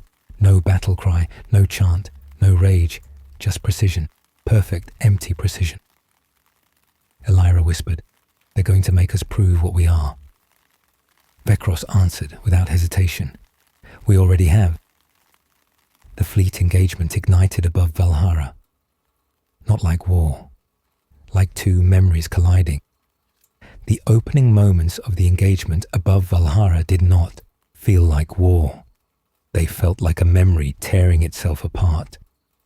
The ships of the Iron Line moved with machine-perfect synchronization, gliding through the void like mirrored reflections, rather than vessels crewed by living men. Their gun batteries rotated in flawless arcs, their formation shifting with geometric precision. If there was fear, it did not show. If there was will, it was not human. They fired the first volley without hesitation. Lances of white-blue energy cutting across the darkness, striking the Cadian reborn fleet with brutal efficiency. Aboard the Vigil of Casa Mirak, Vekros stood at the command hololith as alarms blared and deck plates rattled from the impact. Elira issued firing vectors while Ren relayed defensive maneuvers to the escort craft. The silent storm braced beside the primary viewport, his masked face unreadable. Maraith observed without speaking, her expression untouched by panic. But beneath the calculated calm of the bridge, the truth was undeniable. The Iron Line fought like beings who no longer needed to think. "Target their flanking frigates," Elira ordered. "Force them to break formation." "They won't," Ren muttered. "They can't. They've erased the part of themselves that adapts." "Exactly." Elira turned to Vekros, "Which means we cannot outmaneuver them." Vekros looked at the tactical projection. Perfect formations, perfect firing lines, perfect discipline. All the qualities Cadia had once held as sacred. But without grief, without memory, without the brokenness that made endurance meaningful. Those qualities had become something else entirely, something hollow. "We break their certainty," Vekros said softly. Ren blinked. "How?" "By doing what no Cadian would ever do," Vekros replied. "We break formation first." The bridge froze, not in disagreement, but in shock. To abandon formation was to abandon doctrine itself. But doctrine had already changed. Identity had already shifted. The Cadian reborn were not keepers of tradition. They were survivors of its ashes. "Signal the strike wings," Vekros commanded. "Scatter and press close-range boarding. We don't win this by guns. We win this by reminding them that we bleed." Elira's expression tightened. Fear, respect, and fierce belief layered together. "Aye, Lord General." The orders went out. The fleet fractured, not in panic, but with intent. The Iron Line recalibrated immediately, adjusting their firing patterns in response to the new vectors. Yet, as they adapted, small gaps opened. Gaps that living minds had anticipated, not programmed reflex. Cadian boarding ships surged through those cracks, latching onto hulls with magnetic clamps. Explosive cutters ignited, and metal screamed as the first breach points were forced open.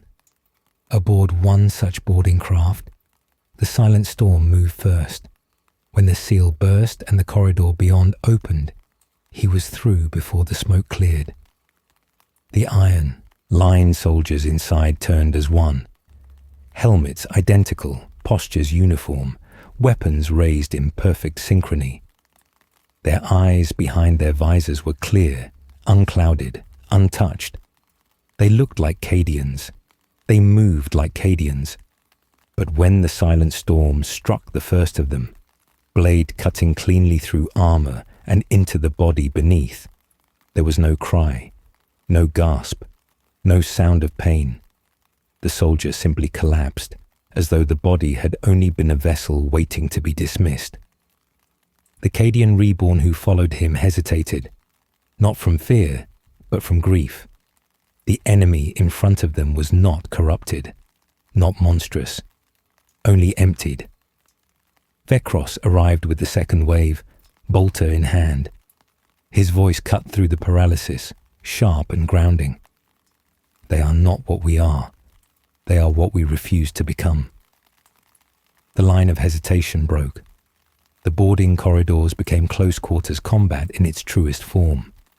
No formations, no coordinated pushes, only bodies colliding, blades clashing, rifle butt against helmet. The Iron Line fought without rage, without fear, without hesitation. They did not cry out when wounded. They did not falter when surrounded. They simply continued until their bodies failed. The fight spread through the decks like a storm. Ren led armored assault squads to seize the reactor manifold. Elira took the portside battery station, forcing the automated firing logic out of its perfect firing sequence. The Silent Storm carved a path toward the bridge, cutting through enemy after enemy with movements that did not waste a single breath. And behind them all, Vekros moved with a steadiness that drew others toward him, like gravity forming around a star. The ship shook, listing as power rerouted unevenly. Alarms flickered, weapons fell silent, lights dimmed. Still, the Iron Line did not break. At last, they reached the central command chamber. The commander of the Iron Line stood alone at the dais. His armor was unscarred. His posture was impeccable. His voice, when he spoke, carried no emotion. "You choose pain," he said. Vekros stepped forward. "Pain is memory. Memory is identity. Identity is will." The commander regarded him. "Will breaks." "Yes," Vekros answered. "And then it rebuilds." The commander lifted his weapon. No orders, no threats. Vekros did not raise his bolter. He removed his helmet. His voice was quiet. "When Cadia fell, I wanted to surrender, to let the warp take me, to abandon everything I had ever sworn. I wanted to become exactly what you are, perfect, unbroken, unfeeling. The commander paused. That pause was everything. Vekros continued. But I remembered the sound. I remembered the world breaking rather than yielding. I remembered that we endure because we hurt. We hurt because we remember. And we remember because we live. The commander's weapon hand trembled. Only once. Not much, but enough. The silent storm standing at Vekros's side lowered his blade, not in mercy, but in recognition. The commander closed his eyes. For the first time, then he whispered, I remember. His weapon fell, and with that single moment of remembrance, the iron line fractured, not in death, but in release. The perfect formation collapsed. Soldiers dropped their rifles, some sinking to their knees, others staring at their hands as if rediscovering their own skin. Some cried, some screamed, some simply breathed for the first time. The warp's hold on them did not break with fire. It broke with grief, and grief is a door only the living can walk through. When the battle was over, the Cadian reborn returned to Valhalla, not with triumph, not with spoils, not with the pride of victory, but with survivors. The Iron Line did not dissolve. They joined, not as soldiers ready for war, but as men and women learning how to feel pain again. That night, Vekros stood before the fragment of the gate on Vandrid once more. The hall was lit only by the faint glow of that ancient stone. Maraitha joined him. You know what comes next, she said. Vekros nodded. Yes. Your people will follow you, she said, even into the storm. He did not look at her. They won't follow, he said. They will stand.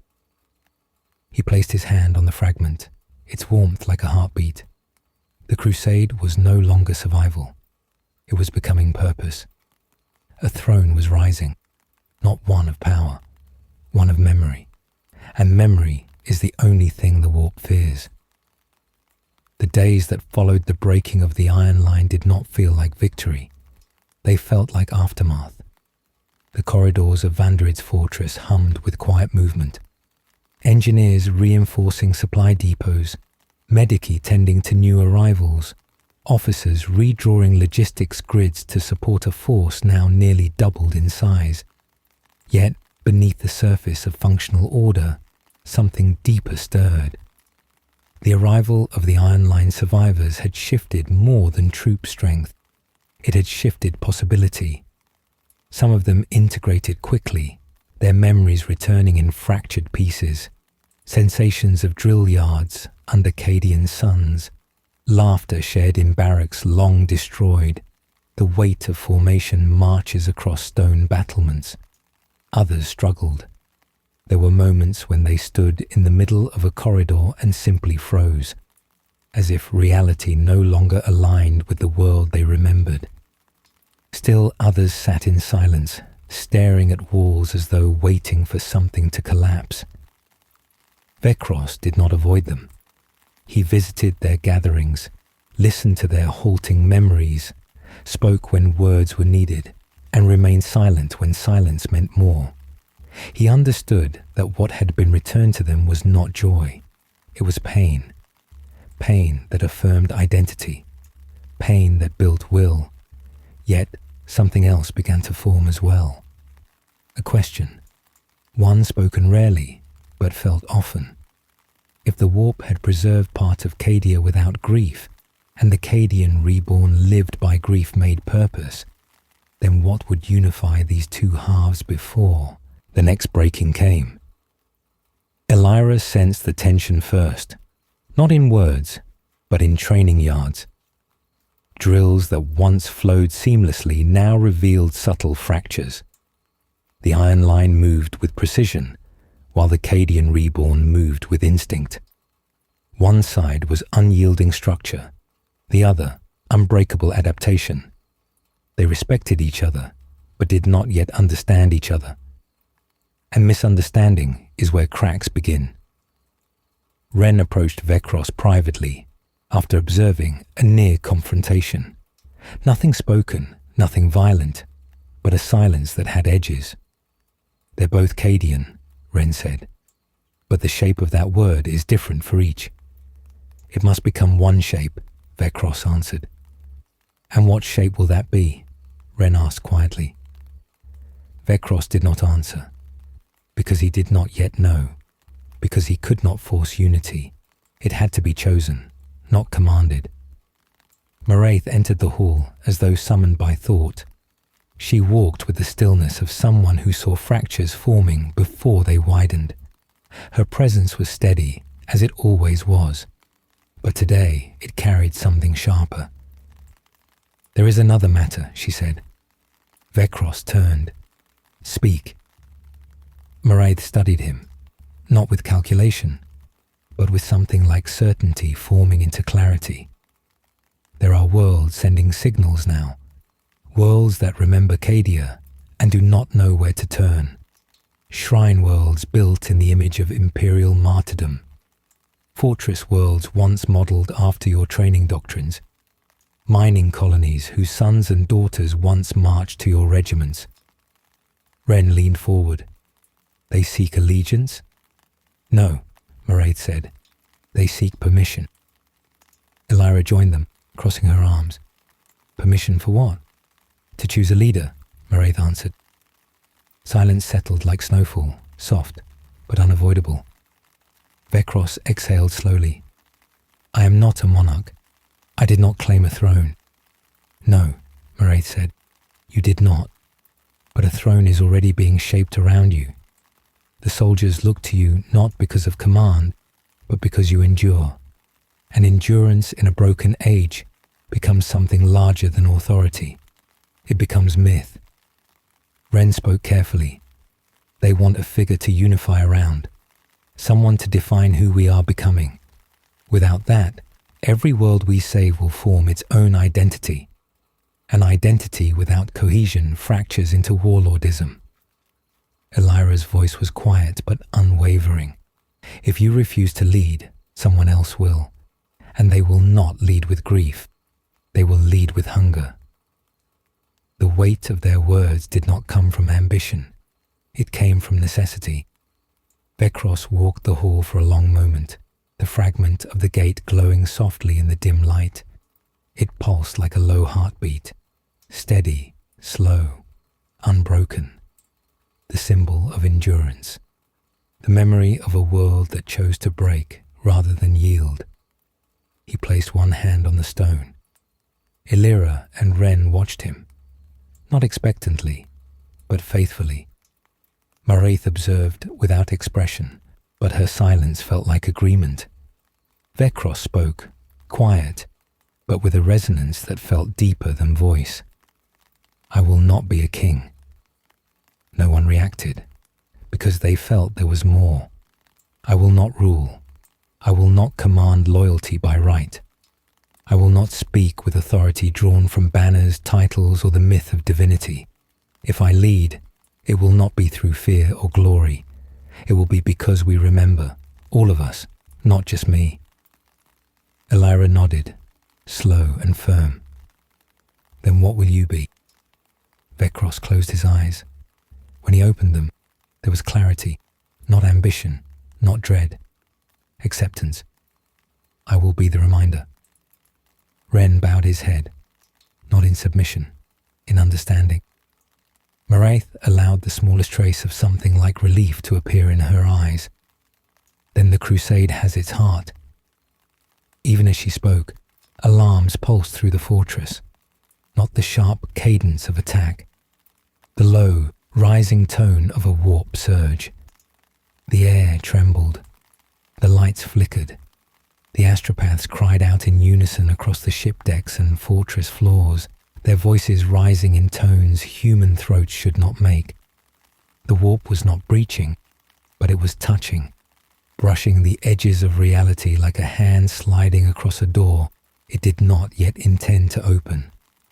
Vekros and Elira rushed to the upper ramparts, Ren close behind, The sky above darkened, not with cloud, not with smoke, but with a shadow cast from nowhere, a distortion, a fold in perception.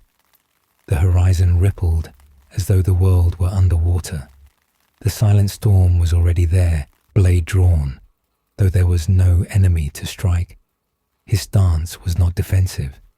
It was bracing, because he recognized it too. This was not the presence of the raiders. This was not the stillness of the iron line. This was something older, something that had watched Cadia fall. A voice, not spoken, not heard but felt, moved through the sky like a memory given shape. Do you know what you are building? Vekros did not look up. His answer was not shouted. You already know. The horizon shivered. Then you know what must be taken from you. The wind surged, scattering dust and ash. Elira stepped close, her voice low. They are not threatening the crusade. No, Vekros replied. They are threatening you. Ren looked between them, realization dawning. The warp did not fear armies. It feared the man who remembered why armies stand. The silent storm tightened his grip on his blade, not in preparation for battle, but in recognition of inevitability. Maraith stepped onto the parapet at last, her voice calm and steady. The time is coming when you will have to choose between the crusade and yourself. Vekros did not flinch. I already have. The sky did not answer.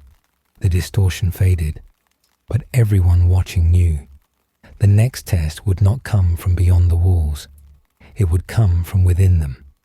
And when it did, the fate of the Cadian reborn would turn not on strength, but on loyalty. The days after, the sky's whisper were marked not by battle, but by unease.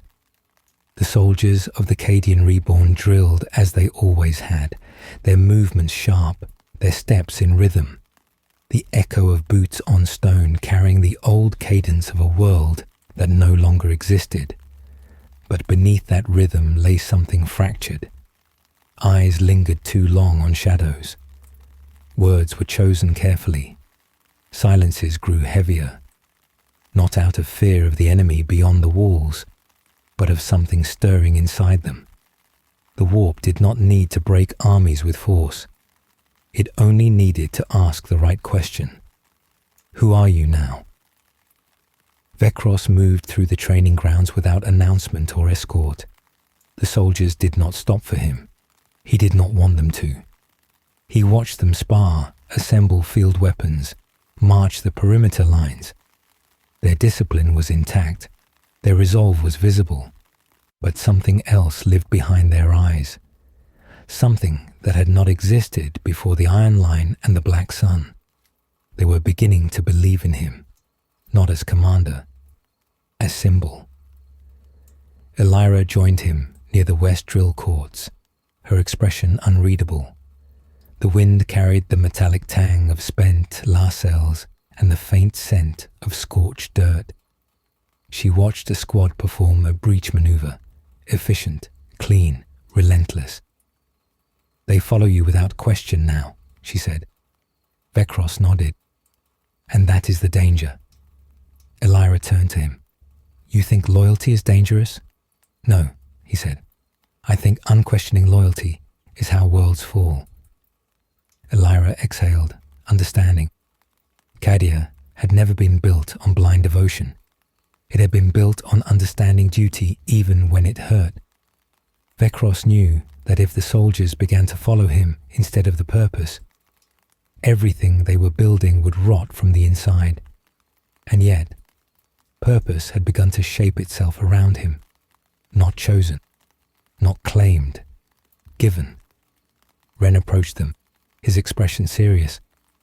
We have a situation. One of the Iron Line survivors, he's remembering too quickly.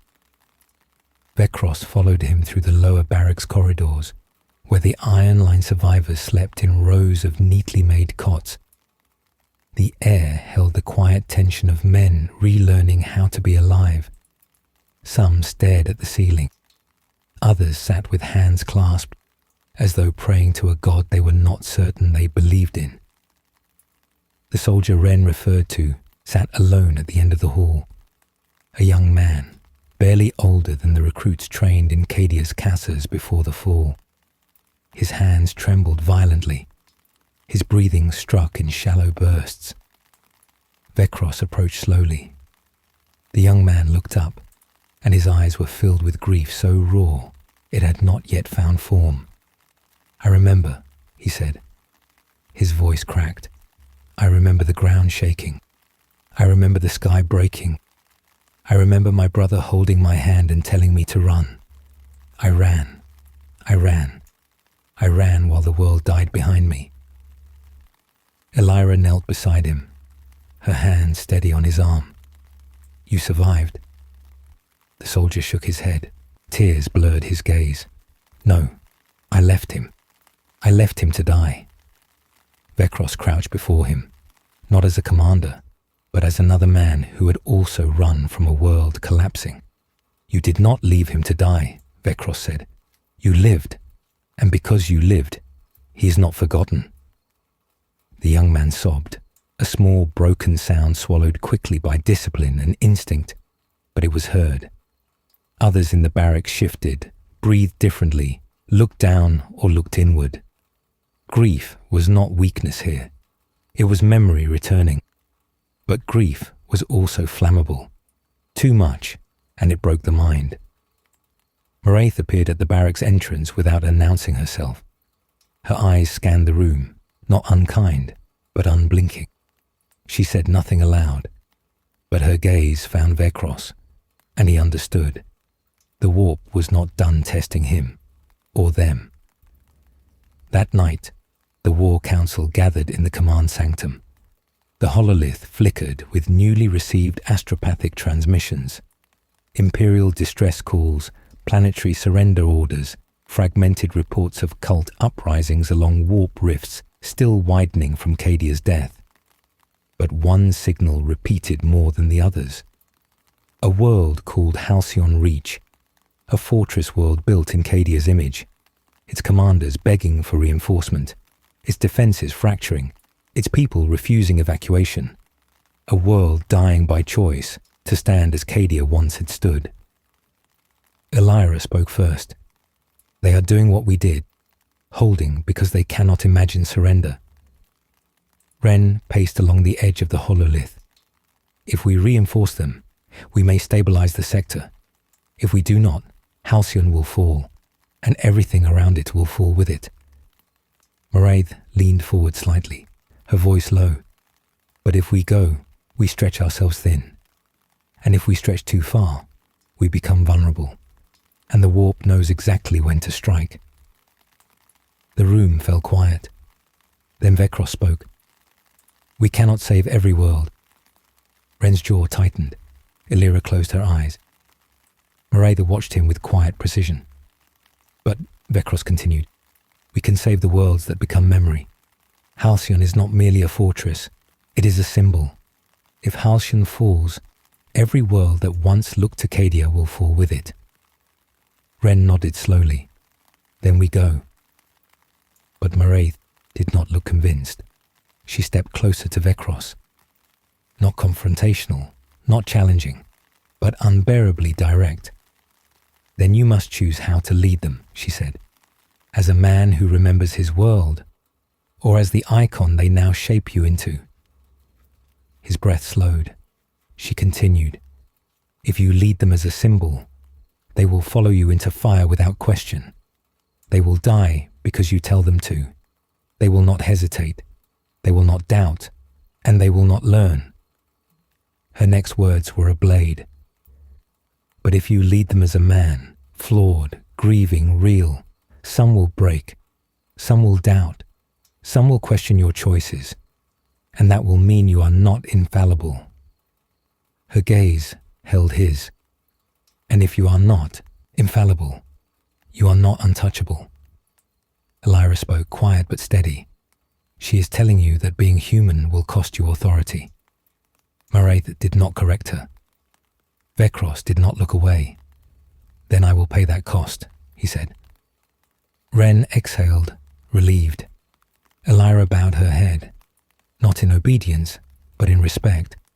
Maraith's expression did not soften, but something in her posture acknowledged the decision. Yet the cost did not wait. The moment the announcement was made that they would march to reinforce Halcyon Reach, the fractures began to show, not loudly, not violently, in glances, in pauses, in the soldiers who had followed Vekros because they believed he was the shape of Cadia reborn, unbreakable, unchanging, eternal. For to be human was to be breakable, and to follow someone breakable meant accepting the possibility of loss again. The Silent Storm was the first to understand. He approached Vekros privately, in the dim quiet near the mounted fragment of the gate. His mask reflected only the faint light from the stone. He spoke, not often, not easily, but with weight. "They will love you," he said, his voice rough. "And love will turn to faith, and faith will turn to need, and need will turn to hunger, and hunger will demand sacrifice." Vekros looked at him. "Whose sacrifice?" The Silent Storm did not answer, because they both already knew. Outside, the crusade prepared to move. Engines roared to life, banners rose, and somewhere in the warp-shaken dark, something old smiled. The price had been named. Soon, it would be collected. The crusade departed Vandrid beneath a sky that no longer watched them with judgment. The clouds were low, heavy, tinged with iron grey and violet, where warp light flickered far beyond the atmosphere. But the air itself was steady.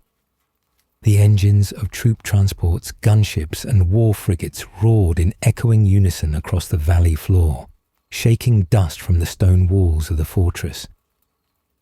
Refugees watched from the battlements and cargo decks, their eyes reflecting something fragile and new. Hope, uncertain but persistent. Vekros walked the embarkation ramp without ceremony, without escort, without any sign of mantle or throne. His armour bore the scars of battle, its left pauldron scorched from the iron line boarding assault. He had not repaired it. The scar belonged there. Elira marched beside him, helm clipped at her side. Her steps were firm, though she carried the weight of countless unspoken questions. Ren followed, issuing final deployment orders into his vox, voice steady even when fatigue pressed at his shoulders. The Silent Storm walked ahead of them all, cloak moving with the slow rhythm of someone who carried every memory like a stone.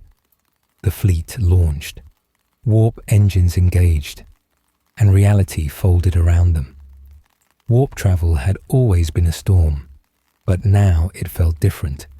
The warp remembered Cadia. It remembered the sound of a world choosing to break rather than yield. It remembered the survivors who refused to become reflections of despair or hollow obedience. The warp was not merely wind, it was attention. The fleet emerged above Halcyon Reach into a starfield fractured by void fire and debris. The planet below flickered with desperate defensive batteries, their light weak against the siege ships that surrounded the orbit like rusted fangs. The enemy was not chaos, nor pirates, nor the remnant raider cults from Valhalla. It was something quieter, something more familiar. Imperial forces, fractured into splinter command. Halcyon Reach had not fallen to invasion. It had fallen to betrayal. A local governor had declared himself protector of the last bastion, claiming the Imperium beyond the warp storms was already dead, that survival required isolation, not loyalty. His fleet had turned inward, sealing the world, rationing food, conscripting civilians, purging dissent. The fortress still stood, but at the cost of its soul. When Vekros received the first Vox hail from Halcyon's command citadel, the voice was warm, deep, practiced. "Lord General," the governor said, as though greeting an old comrade, You need not shed blood here. Join us. Bring your fleets. Together we can create a new order. One built not on the ashes of a dead imperium, but on what remains. Elira stiffened. Ren's jaw clenched. Maraith, who had rejoined them on the bridge, said nothing. Her silence was a blade waiting to be drawn. Vekros stepped forward. No, he said. We do not build a future by abandoning the dead. We build it by remembering them. The governor's composure did not break. Memory is a weight, Vekros. It will drown your crusade. Your people will die clinging to ghosts. They are not ghosts, Vekros replied. They are why we stand. A pause. Then the governor's voice hardened. Then you will die with them. The channel cut. Below, Halcyon's surface erupted in fire. The battle was immediate, brutal, and personal. Not against strangers. Against those who had once been brothers in arms. The fleets clashed in the atmosphere, ships burning across the upper sky like falling stars. Cadian reborn drop companies descended through anti-air barrages, storming battlements built on familiar designs. Defensive corridors echoed with lasfire, shouted commands, the screams of the wounded. The silent storm led the vanguard through the fortress citadel gates. Elira coordinated the advance across shattered choke points. Ren directed armored deployments with relentless precision. And Vekros walked the battlefield with the quiet certainty of someone who understood not just war, but loss. He fought not to conquer, he fought to remind. The final confrontation came in the central command hall. The governor awaited him there, not with guards, not with weapons drawn, but with calm certainty. The room was open, high-ceilinged, the banners of Halcyon fluttering faintly in the heat of lingering fire. You brought them here to die, the governor said, voice low. No, Vekros replied. I brought them here to live. The governor stepped forward, expression strained, not with anger, but with grief twisted into belief. You do not understand. I saw Cadia fall. I watched the fortress break in a blaze of light. I felt the warp open.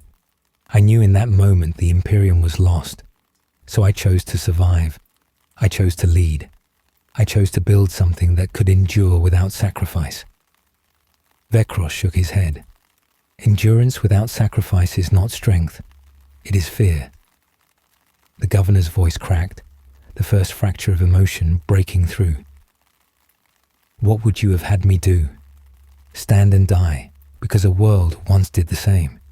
Yes, Vekros said, because that is what it means to be Cadia. The governor lunged, not with a weapon, but with desperation. The silent storm moved instantly, blade raised, but Vekros lifted his hand. No, he caught the governor's arm and held him, not in violence, but in human restraint. The governor broke. His weight collapsed, knees hitting the stone. Not defeated, unburdened. He sobbed. For the first time since the fall, the fortress surrendered. The fighting stopped, not because they were forced, because grief was remembered, because identity returned. The Cadian reborn did not celebrate. They stood in silence among the wounded, the weary, and the newly broken. They had not won a world. They had saved one, not the stone, the memory, the make of a people. Halcyon Reach joined the crusade, not with banners, with understanding. Days later, Vekros stood alone on the observation deck of the vigil of Khazra-Mirak, watching the planet below rotate slowly in the void. The stars glimmered, faint against the warp-lit horizon. Elira joined him. You know what they're calling you now, she said. He did not answer. They call you the one who remembered. He exhaled softly. Not pride, not sorrow, acceptance. They will follow you to the end, she said. I know, he replied. And the end? she asked. He watched the stars. It was never ours to choose, only ours to stand before. The silent storm stepped into the viewport reflection behind them, quiet as breath. Ren joined moments later, Maraith as well. They did not speak. They did not need to.